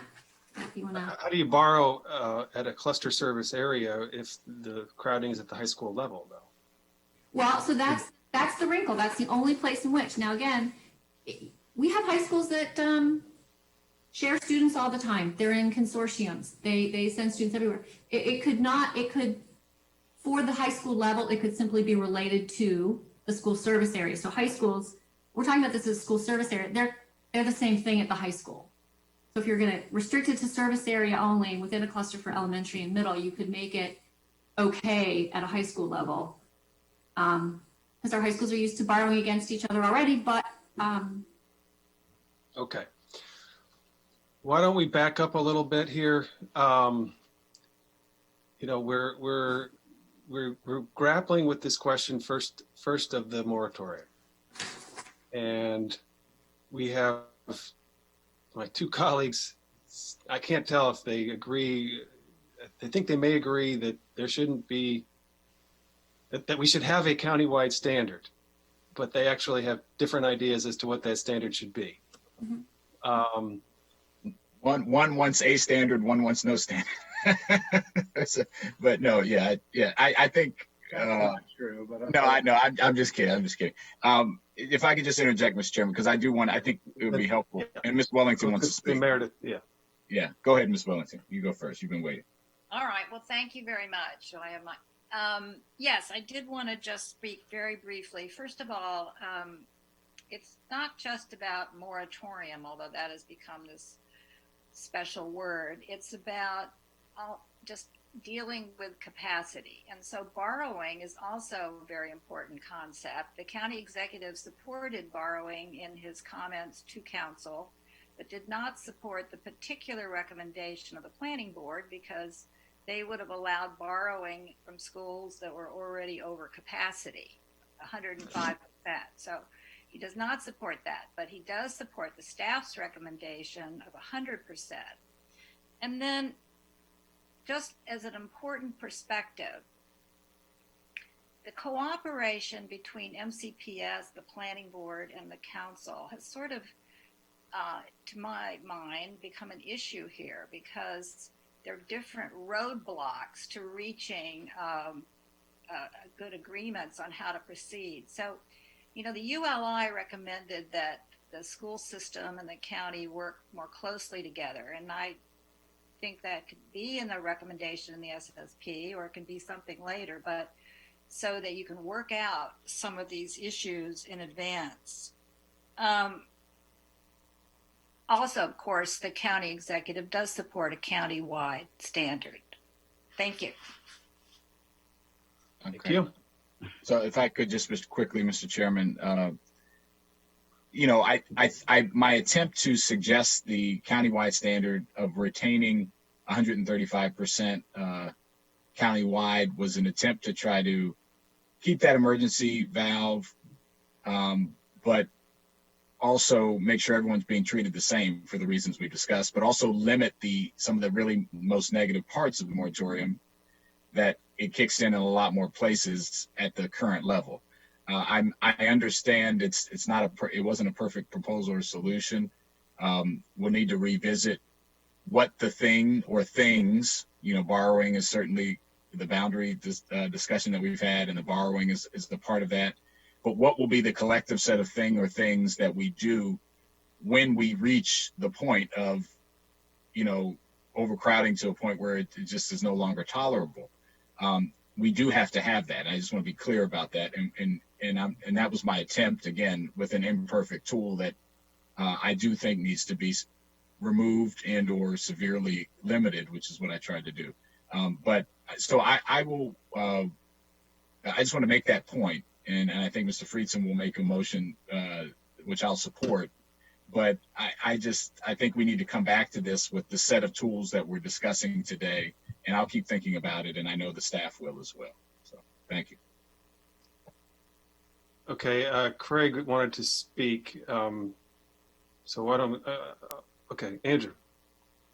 Yeah, I just wanted to move a countywide consistent policy that eliminates the moratorium. And I appreciate, and I will be sure to note that Councilmember Juana preferred to have a higher threshold for moratorium, but would appreciate support on a countywide consistent policy. And I do think that there are other conversations to be had on what the tools are and when they hit. But I would, want to move to eliminate moratorium countywide. Second. Okay, let me make sure I understand it. So, Councilmember Juanda, you wrote us a memo last night that says you want a 135% moratorium. However, now you are in agreement that there should be no moratorium at all countywide. Do I understand you correctly? I thought I was tried to be clear in what I said. That's not what I said. But I realized that there's three people, and I'm in between here, and Ms. Dunn did suggest that we should play out both scenarios. You know, like I would prefer if we said, okay, if the moratorium is in place, what would we want it to be at? I know that's hard for people to do, maybe. Or if it's totally gone, what are the decisions that we want, and present that to the full council, where it could very well change because it's such a significant issue. I think having a countywide standard is the most important thing. I think the next thing is making sure our schools have the resources, you know, that they need to not be in this situation. But if they are, we need to have something to slow things down so it doesn't get worse. But that was my attempt. It's not going to have support, I think, from either one of you in that form. So in order to move forward on some issue, I think this is a less preferable, but, you know, at least movement forward. Okay, let me just be clear about something. First of all, we don't really need seconds. There's only 3 of us. So we're just stating our views, I think. Secondly, so anybody can make it's not really a motion, it's just stating your view.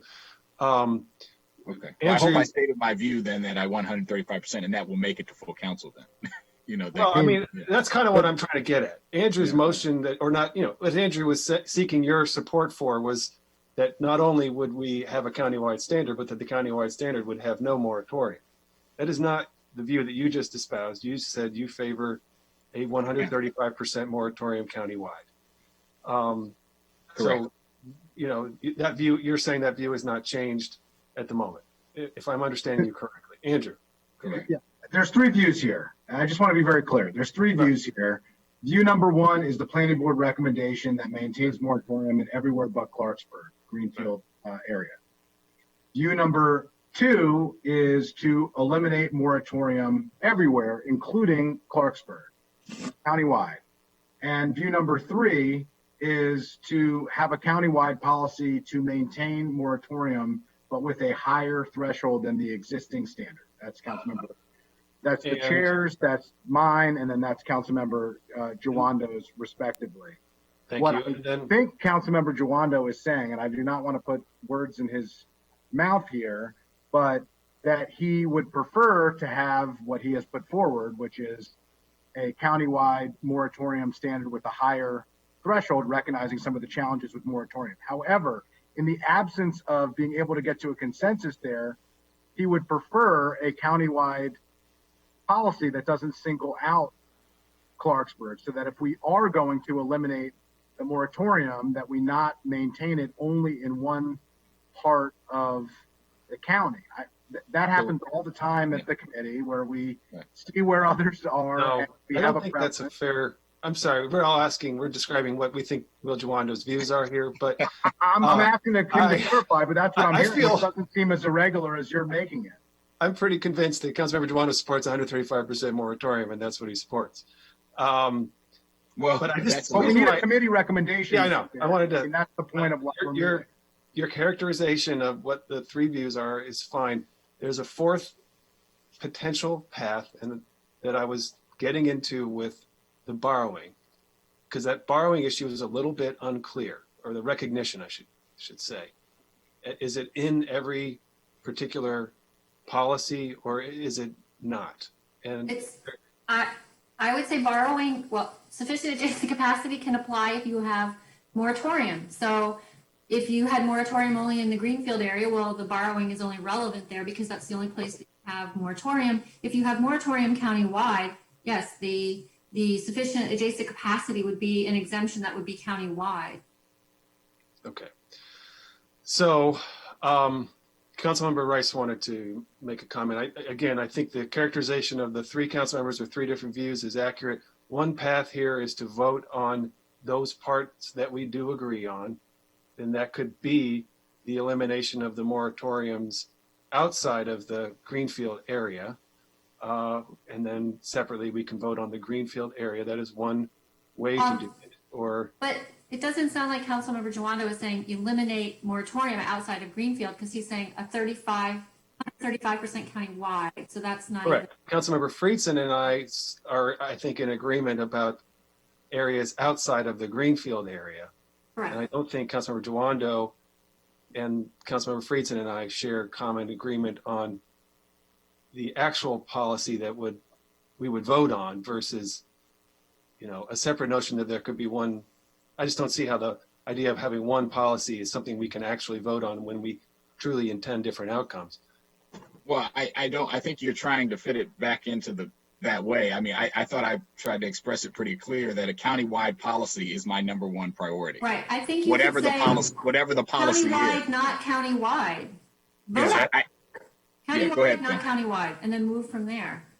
Yeah, I think we should say we're going to do one thing or not for everybody, and then we can debate. I've said what I prefer the one thing to be, as I think it's a better choice, but you're trying to split it up a slightly different way, and you know, So you're in agreement with Andrew that we could have one countywide policy, and while you might not get, you know, whether you would probably move at full council that should be 135, but if you actually don't succeed in that motion, you're still supporting the idea of one countywide policy. Is that correct? Well, that is correct. okay, so Craig wanted to comment. Thank you. So I wanted to respond to something that was said before that I think will actually spill into this part as well, about a relationship between MCPS and the county.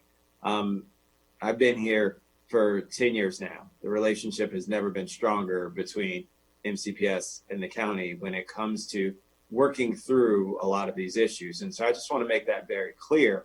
And that is the reason why I do think that coming up with something that does address some of the issues surrounding when we get to some point, right? Regardless of where we are in the county, there does need to be some sort of understanding about what it is that we would do. I don't know what that is. I don't know if it's that saying, well, if you're at 135%, you can't do anything. I mean, that's what Councilmember Jawando had proposed. However, there may be something similar. There's some things that the planning board has talked about that you can do. I think the more flexibility that we give to our school system, because we have such a strong relationship, the better.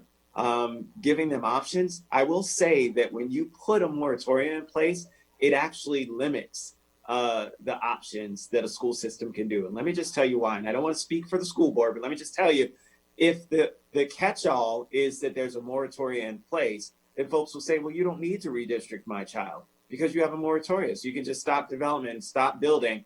And so I don't have to worry about what's happening in a neighboring area. So that's the concern that I have, because we were actually able to do some redistricting through very tough. I mean, had school board challenges, the whole 9 yards, all the stuff we saw on social media, people going to the regular news media, dragging the school system through the mud. And the reality is they were just trying to do some of the things that we're asking them now as a part of this whole SSP process to do, which is make decisions about what the best thing is for our school children and not be mired in talking about what development and real estate practices and transactions should be. And so I just want to caution us about putting forth the idea that we would still have the moratorium in place, because it actually limits the amount of flexibility that our school system has in terms of leveraging its power to do what it needs to do to shift students around, to relook and rethink and reimagine about what our schools should be, how much capacity should be there, all those kinds of things. And I'm not sure what the right answer to that is. So that's why I'm at the point now where I'm just like, look, the policy should be overarching. And then whatever else we need to do to have that stopgap measure that's in place to ensure that we're not overburdening the school system while also not pigeonholing them in terms of making decisions is the way we should go. So that's, and I know I don't have a vote, but just wanted to. Oh, I'm glad you're here. That I really am. Thank you. You know, your contributions here are helpful. Okay, we're about to move to a vote, but Glenn Orland. Thank you. Make sure I'm on. Yes. I heard several folks this morning talk about how the school system is, Board of Education, the superintendent is influenced by all of these. Let me assure you that they're not. I've been following this for 30 years. With the Board of Education, the superintendent, when they recommend projects in the CIP, they do it strictly on their assessment of what the needs are. And then it's up to the council to decide what can we afford. The council every year approves, it's always been a larger and larger CIP for schools and a larger and larger share of the CIP for schools. So other elements of the county usually are reduced as a result, or at least don't get as much increase as a result. But they will recommend new capacity when they think new capacity is important. They'll recommend HVAC and modernizations, what used to call modernizations, when they think that's important. And it's really the council who makes the decisions that people here are worried about. I'll give you a perfect example, which is just this last spring. Yeah. Mr. Rice, as he is accustomed to every year, sends a letter to the board asking for non-recommended cuts in the CIP because we can't afford everything the school system presents. We basically say to them, tell us what it is that you don't want to give up on, but if you had to give up on something, what would it be? And they gave us a list. And on that list included delaying Woodward and Northwood one more year. They did not include on that list certain new projects such as South Lake Elementary School, which they felt should really go forward and not be on the list that might be reduced. What did the council do? The council, looking at the policy and worrying about capacity, and it wasn't strictly this issue. In my conversations with y'all, it wasn't strictly the issue of whether an area is going moratorium or not. It was also how many kids were being affected. We were talking about 2 full high schools worth, actually more than that, 4 full high schools worth of students affected by whether or not these schools were going to be delayed one more year. So you made the choice to not delay Woodward and Northwood one more year. As a result, Blair and Einstein and Walter Johnson are out of moratorium now. And you decided to delay, or not really delay, because it really never had a schedule, but certainly put back by 1 year, South Lake and a few other, I'll call them modernizations because I'm old school, because of that. It was the council based on measuring all these priorities. So let me just assure you, the school system is not affected by these kinds of things. They hear a lot, but they're doing the right thing. They're always making the recommendations based on what they think the overall needs are. And that's all I really wanted to say. Thank you, Glenn. I don't think you're disagreeing with anybody because. Well, I disagree with. I heard three different people make comments saying that I think get the Board of Education out of the development business. They're not in the development business. Okay, I was saying that we should be, and I think Craig was saying too, we should be deferring more to the Board of Education on the priorities that they recommend to us. But we often have to step in and reorient their budget in order to balance other countywide goals in the at the same time, and that is, I think, the uncomfortable place that we may not be isn't necessary. The school system, anyway. And one more point, if I can disagree with an earlier point you made, Mr. Reamer, in this conversation, which is that yes, whether there's a moratorium or not, or if it's a high level or not, in terms of where the emergency button is, makes a huge difference. In 2007, Ms. Dunn mentioned that the Board of Education and the Planning Board, when we're changing the way that we do these tests, said let's use 135%. And the one who talked about the need for doing that more than anybody else was Dr. Wiest, the superintendent, who said if you do this, what will happen is the council will be sending more money towards adding capacity and less money towards what was then called modernizations and HVAC and roof replacements, things like that, which is exactly what's happened. So this is a function of the change of the test in 2007 down to 120%. Okay. And with that, I'll stop. Thank you. Thank you, Glenn. So, Mr. Chairman, before we vote, can I just Sure. I appreciate that context and history, which is always important. And again, I want to be clear. If there are other things that we can figure out between now and full council that get at this, I know we're going to talk about payments and other things, to address the issue I'm trying to address. It's not that I'm a fan of the moratorium, because I think how I feel has been stated different ways here. I think that we need a countywide policy and we need something to address when you have this really emergency situation, and we need more money, right? And probably need more money first. I think I'd get unanimous consent on we need more money at all levels from, but so let's try to do that. And hopefully we can come to full council with something that maybe is better than this. So thank you, Mr. Chairman. So the planning board's recommendation, there's kind of like 2 layers to it. They create the geographic designations, and then they apply a moratorium to one of those designations. the Greenfield. So we can vote on having a countywide policy that does not include moratoriums, and it is separate from the designations. We are not, those stand alone, is my understanding. So it sounds like, let's vote now on whether to just remove the moratorium everywhere, and but we're not voting pro or con on the designations because they have a different logic and they serve different tools, different purposes. So that is that's the motion, I guess, or whatever. That's the policy that we can vote on now. Comments to that, final comments to that, just to make sure we're clear. Anybody wants to ask a question about that, or whether there was something else you thought we would be voting on. Go ahead. I thought we were. I just want to make sure I'm clear in that staff. I know we're eliminating everyone so that we can vote, but Pam Dunn, if you can just comment in, was that? I just want to make sure that I thought we were voting on whether or not to have a countywide policy, not necessarily the. Well. So, I just want to understand what we're voting. So restate that. You're saying we're voting to eliminate the moratorium countywide. Is that what you? That sounds Correct. like what you said, which is Correct. Mr. Friedsen's motion. I mean, that look, we can try to do this in any number of different ways, but I somewhat object to the idea of voting separately for a countywide designation. I mean, a countywide policy, because I just don't understand how that ties together in the end. So.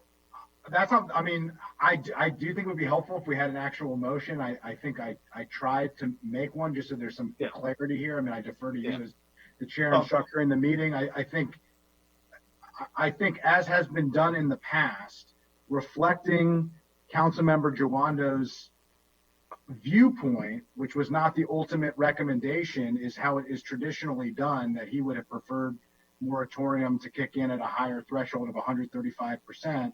But that the committee recommendation, whatever the vote turns out to be, 2-1, so 3-1, you could do this. Is eliminate the policy countywide, and Councilmember Delano can explain to, as he has so eloquently here, that he would prefer a certain outcome, ideally, although not perfect, but it's important to him that it be countywide, like I have done and you have done and others have done in similar circumstances, because this is a legislative collegial body where we have to come to agreements and make recommendations.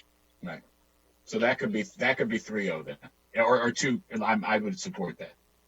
Okay, so I support having a countywide policy. I think we're 3-0 on that, and then I support not having a moratorium, and you support a 135% moratorium. Is that right? Or well.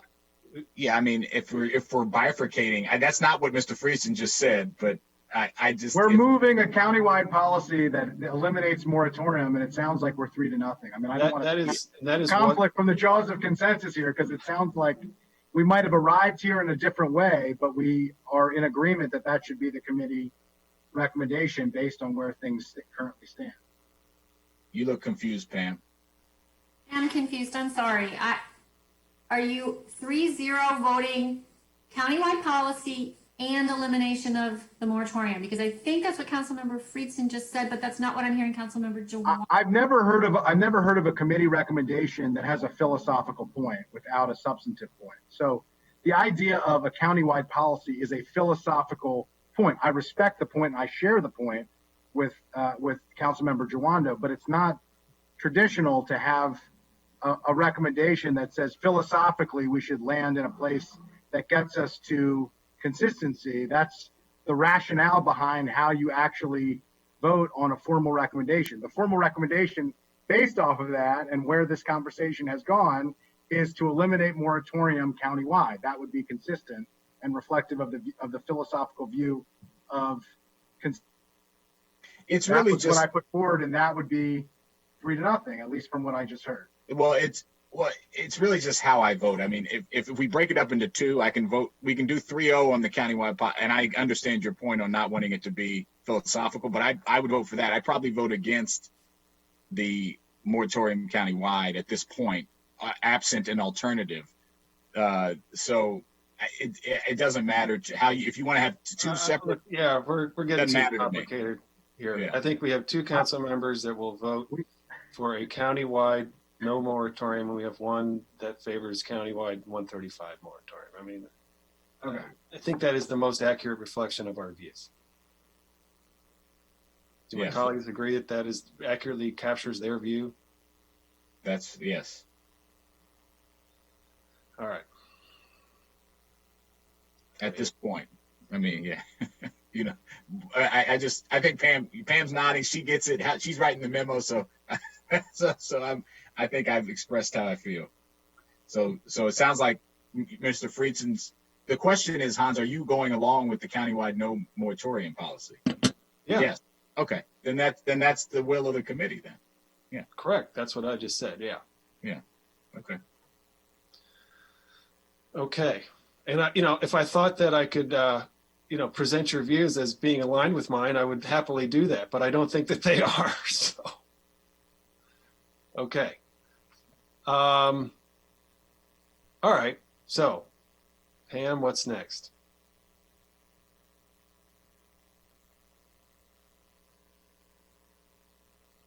Okay, sorry about that. I think the next thing that you would vote on, given that Councilmember Joanno has already expressed if there's a moratorium with that level, we would feel comfortable with being 135. We would move to this idea of the sufficient adjacent capacity. We move to basically exemptions for moratoria. And because we don't know where council will land on it, I think it is useful, although I know that 2 of the committee members aren't favoring moratoria, but if it happens that they exist, you might want to weigh in on how you think exemptions for them should occur. So the first one is this exemption with respect to sufficient adjacent capacity. And you have before you the board's recommendation of 3, 5, and 10 miles away across cluster boundaries, and that the school service area that is not in moratorium has to be at least 105% utilization. Council staff has slightly different recommendation, which is that you have physically adjacent school service areas, although high schools could borrow because they have adjacent school service areas. You wouldn't recognize the cluster for the high school. They're equivalent, but that both combined have to be 100% capacity, but you can't make any school worse off by getting this exemption for moratoria. That's what's before you right now. And then we've got 2 more exemptions to discuss. All right. Sorry.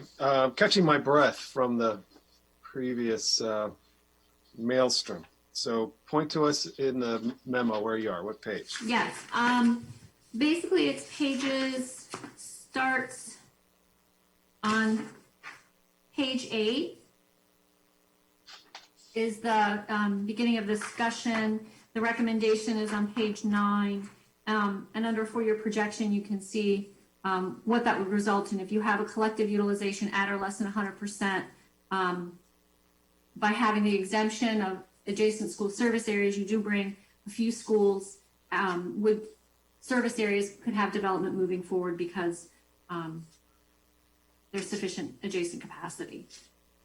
Yeah. What's before you is either this distance of what the board has across clusters, across different areas, or whether it's the council staff one, or you don't want to allow the exemption at all. Okay, let me just pause here for a sec. Tell me what else we have to discuss today. We have Yes.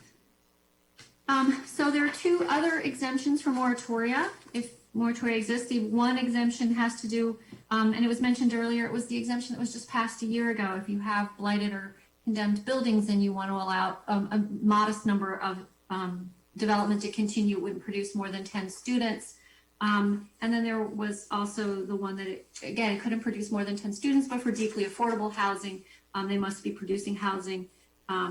At least 50% of the units are affordable to people earning 60%, less than 60% of AMI. That's one series of exemptions. The other would be exemptions, a de minimis. There's a slight change to the definition of de minimis, moving from units to student, which is, I don't think it's very controversial. So those are the only things.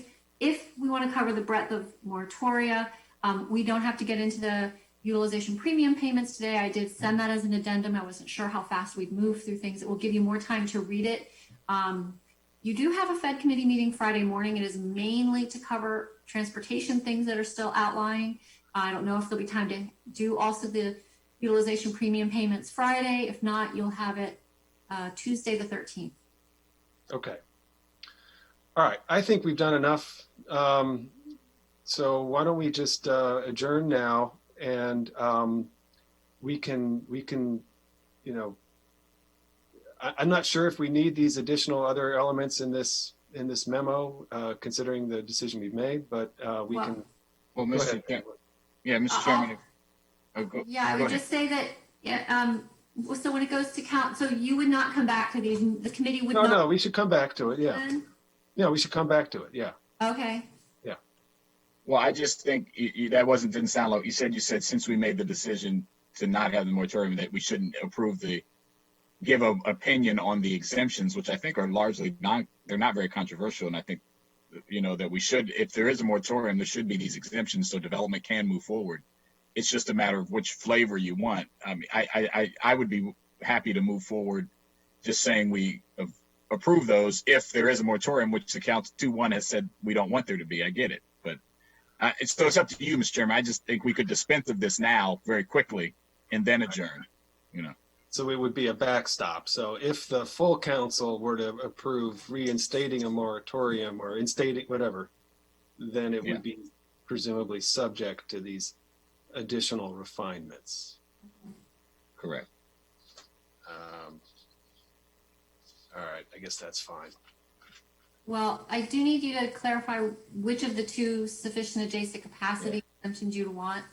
The one related to how far they are from the applicant, 3, 5, or 10 miles away, or whether you want it to be a physically adjacent school service area with sufficient capacity to make neither area worse off. All right, let's hear from planning about their recommendation here.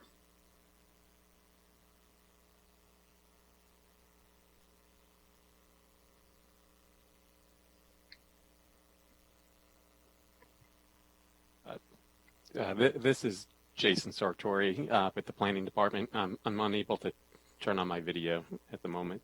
It's not allowing me, but okay. Yep, there we go.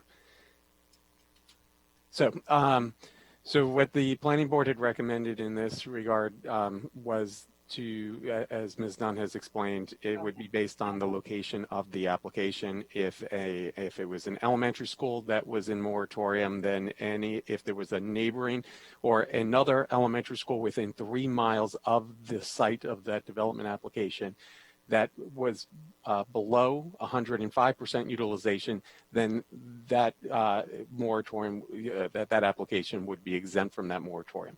At the middle school, we were looking 5 miles from that development application site, and at a high school, we looked 10 miles. And it did not have to be an adjacent school. It could be another school between it, but if it was within those distances from the development application, and the threshold was 105%. And did you want to comment on the idea that council staff has recommended that?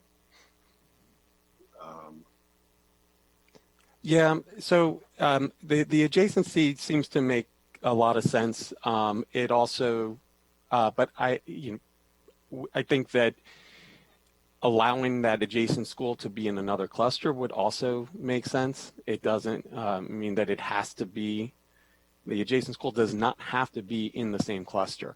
There was some concern over the 100, basically what council staff has recommended is that the adjacent school has to have a sufficient number of space, of empty seats, if you will, to at least match the number of the seat deficit in the school that's in moratorium. That's going to be a pretty high bar to meet. There could be. Pam, the issue I'm having here is like when I think of Walter Johnson, like Churchill is a perfectly reasonable cluster or alternative for students to go to from Walter Johnson. if I'm understanding it, your recommendation would say, no, we wouldn't consider that. Am I right? You're right. The way I had planning staff helped with this, so I want to thank Haisu because she spent time working on this and it's been a really big help. This was after a conversation I had with MCPS talking about their thoughts and asking about their recollection from the prior growth policies when we had something similar. And it's the idea that if you have what the planning board's put forward, where the adjacent cluster or the school service area that's within the distance is 105%, if you have somebody that's in moratorium and you chose a threshold like 135, or even just say 125, if the other school's at 105, neither of these schools is going to have what we would think of as sufficient capacity. And we're allowing an exemption for moratorium. And I know we don't love moratorium, that's where this has landed, but just think, suppose it lands at 135. Now what you're saying is a school with 135 is going to combine, and it could actually, because there's capacity somewhere else and it's already over capacity, but we're going to allow you this exemption. It seemed logically, at least, that you would say the two service areas combined are sufficient, right? They're at 100%. And we have cases where that works. At the high school level, we didn't have any. And that's because, one, it was an adjacency, and two, you had to really accommodate what was missing at the other school. And Walter Johnson is so highly overutilized, even the space at Churchill would then make Walter Johnson still overutilized and Churchill overutilized. So it may not get the result you ultimately wanted for one particular situation, but I think for parents, I think for that plausible, why would we put in an exemption if we're not even sure that MCPS will redraw the boundary or do something like this? Is it practical? Would they consider it? Well, MCPS would consider it, I believe, if there's sufficient capacity in these two combined areas. I can pretty much tell you it would be more difficult for MCPS to plausibly say they would make this solution change if it makes both areas worse. So that's where I was headed. Comments from my colleagues here. Could I just add one quick thing? Yeah. This is Gwen. I think that the point Ms. Dunn makes is good in terms of not wanting to add children to another school that is already over capacity. And I think that that was discussed at the planning board, although they went a slightly different direction. But I do think there is a logic to saying you aren't going to share or put students in another school that is over 100%. That I certainly understand. But I think if that is the case, then you need more flexibility in terms of what the different schools are. And the 3-5-10 gives you that more flexibility. If you make it very strict that it's only an adjacent school and it only is a school that's adjacent that is less than 100%, then you're creating a rule, but you're putting so many restrictions on it that it probably will never work or be used. So I think that the idea would be, I think I agree at least that it doesn't make sense to put students in a school so already over 100%. But I think that if that's true, then there needs to be a little bit more geographic flexibility. Okay. So it's sort of a hybrid, basically. Yeah. Makes sense. All right, comments here, committee members, and then Craig. Go ahead, Andrew. You can go first if you want. Sure. Well, thank you. So I think borrowing is a tough thing, honestly, and I think that it puts the planning board in a position to be the school system, whereas moratorium puts the school system and the county in an awkward situation. I think we're kind of swinging the pendulum back in the other direction, and I think if there was ever an indication for why moratorium doesn't really make a whole lot of sense and why we shouldn't do it, it's this exact conversation where we create a rigid policy that has extremely severe unintended consequences that are actually counter to the goals, and then we try to figure out the appropriate level of exemptions in order to get around the policy we put in place that's far too rigid and that has disastrous outcomes.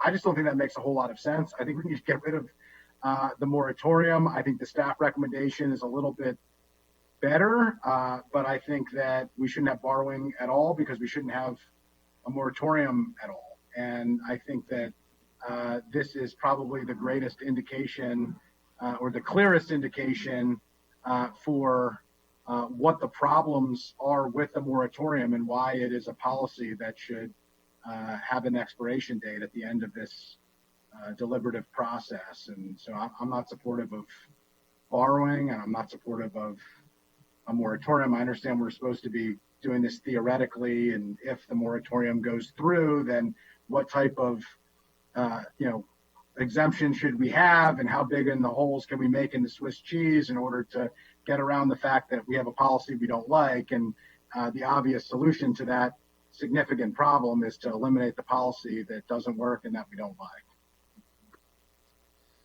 Okay. Okay. I think, oftentimes in policy, and I've been working in it a while at a multiple of different levels, you never get exactly what you want. And so I do think that the hybrid, as discussed, if we can operationalize it with the distance question that Ms. Wright brought into the staff recommendation, I think that would be preferable, the most preferable of least preferable options in this regard. So if we could, that's what I would support if we can figure that out, Mr. Chair. And I do think it's the appropriate thing to do, as I said earlier, to do this just in case where we end up at the end of the day, realizing that policymaking often is not precise and not perfect. So that's where I would be. Thank you. I agree. Voting here for a solution that I hope we don't need. Okay. Or that I will be voting so that we don't need, I should say. Welcome to the SSP. Craig.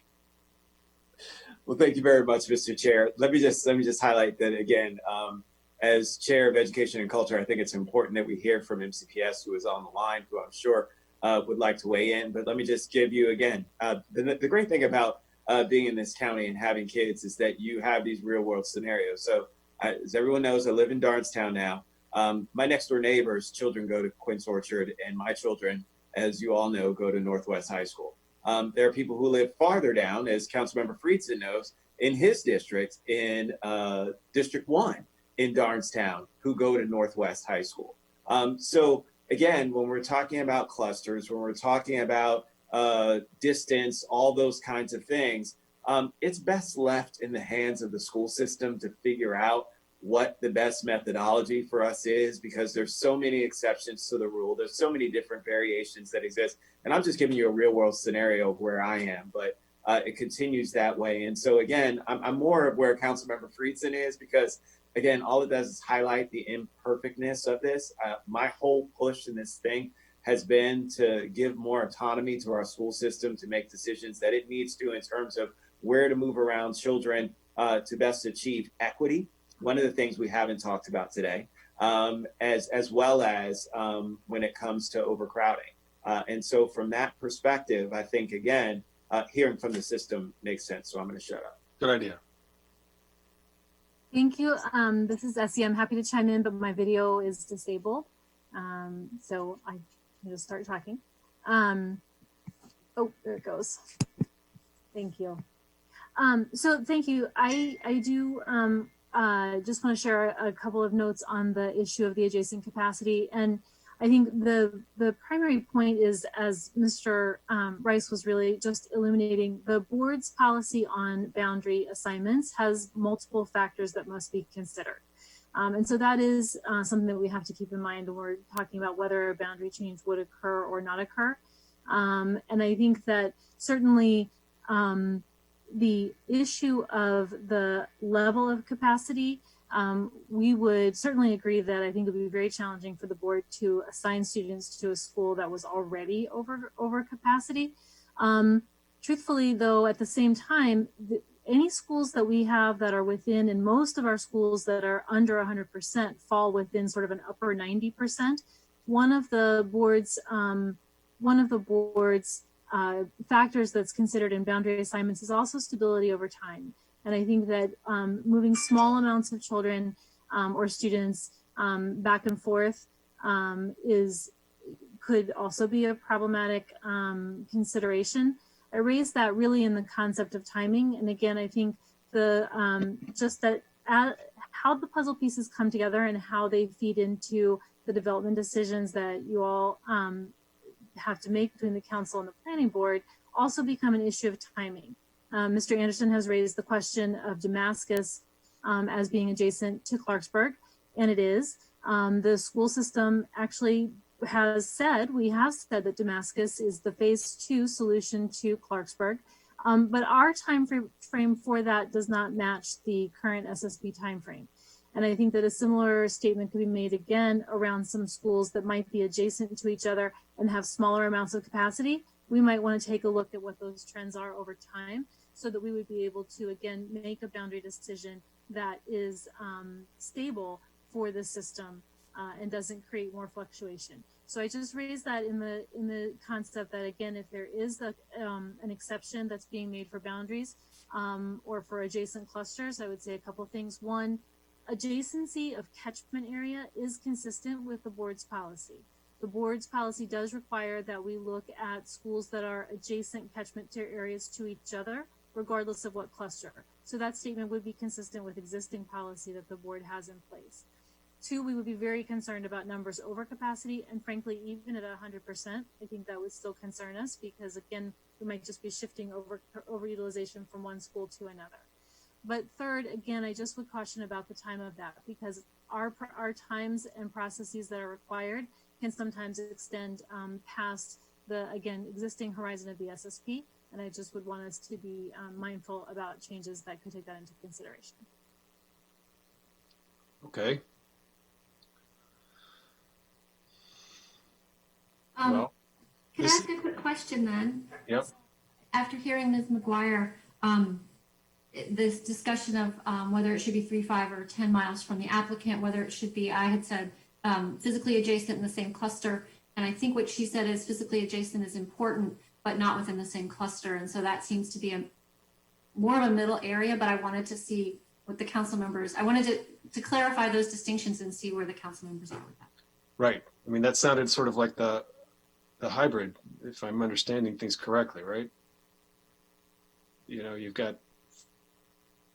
Well, so what right. Was it's planning 100% with plus the capacity. Say that again? Yeah, I had thought that the first hybrid decision was go with the distances and capacity, but retain the requirement for the capacity. But after listening to Ms. McGuire, I wanted to see whether the council members wanted, rather than the distance, to make it physically adjacent, but not necessarily in the same cluster as a different alternative, given her testimony. Right. Catchment. She used catchment, I think. Catchment. You know, yeah, which is a different term. We refer to that as. I think that's good. Yeah. Ms. McGuire, how would we refer to that? And like, would it be a service area that is adjacent? Service area or catchment area, student assignment area. Those are probably all interchangeable. Okay, I can work with her on that language. And I can look more closely at what the language is in the board policy if that's okay. That would be helpful. Okay. Sounds like Councilmember Joando and I are in agreement about this policy that. Okay.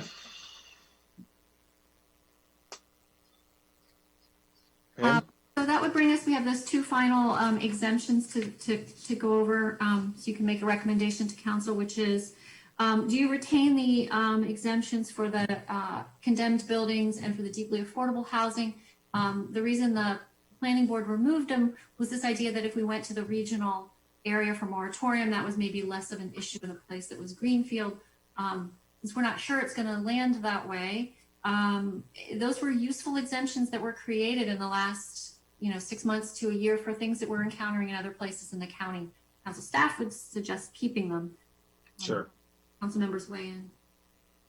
If you have a moratorium, retain the exemptions. Glenn. This is a detail. Maybe take this up when you take up the UPP. But when this exemption was put in, there was no UPP. There was no school facility payment either. So the question would be, yes, they get a pass on whether they can go forward or not. The question is, if they are in an area which, would be in whatever you end up deciding should apply the UPP, do they pay the UPP or not? So I think we'll need to come back to this when you talk about the UPP. That's whether they're exempt from that as well. You understand what I mean? Mm-hmm. Yeah, typically in the past, things that were exempt from, say, a moratorium were never exempt from other standards like a payment, that they then had to still make the payment because they were still over that threshold. They were And just to clarify, the planning board's intention and their recommendation was not to exempt them from the UPP, correct? Yes, correct. Sounds like a decision point, but I just wanted to clarify that. Thank you. Yeah. Okay. I think I'd be in favor of maintaining the exemption, but not including it to extending it to the UPP as the planning board intended. Right. Yeah, I'd be fine with that too. But we're taking that up when we take up the UPPs, or we're taking that up now? I think I we're think taking it's that up. conditionally keep the exemption if moratorium goes through against the recommendation of this committee, but take the UPP up when we take the UPP up. Okay. And the Okay. very last one is the de minimis standard. I mean, currently there are two other exemptions. One is for senior housing, which isn't changing. The other is for de minimis, which currently, if an area is in moratorium and an applicant comes forward with 3 units or fewer, they can move forward. Planning staff is recommending, the planning board is recommending that this be changed and do it in terms of students rather than units, because each type of unit will generate a different number of students. And so what they're recommending is moving to a no more than 1 new student, which will have a variety of allowances depending on structure type, but it's very small, and was the motivation for picking the 3 units in the past. So I think it's support this change. Yep. Everyone okay? Okay, at least we'll, okay. And that covers all's moratorium for today. All right. Well, that was a big one. Yes. All right. We will adjourn. And Pam, when are we back again? You said we have Friday. We're doing transportation. Yeah, I can let Dr. Orland, if he's still on, talk to you about the Friday's agenda, and then again on the 13th. Any other comments here? All right. We are adjourned. Thank you so much, Mr. Chair. Thank you. All right.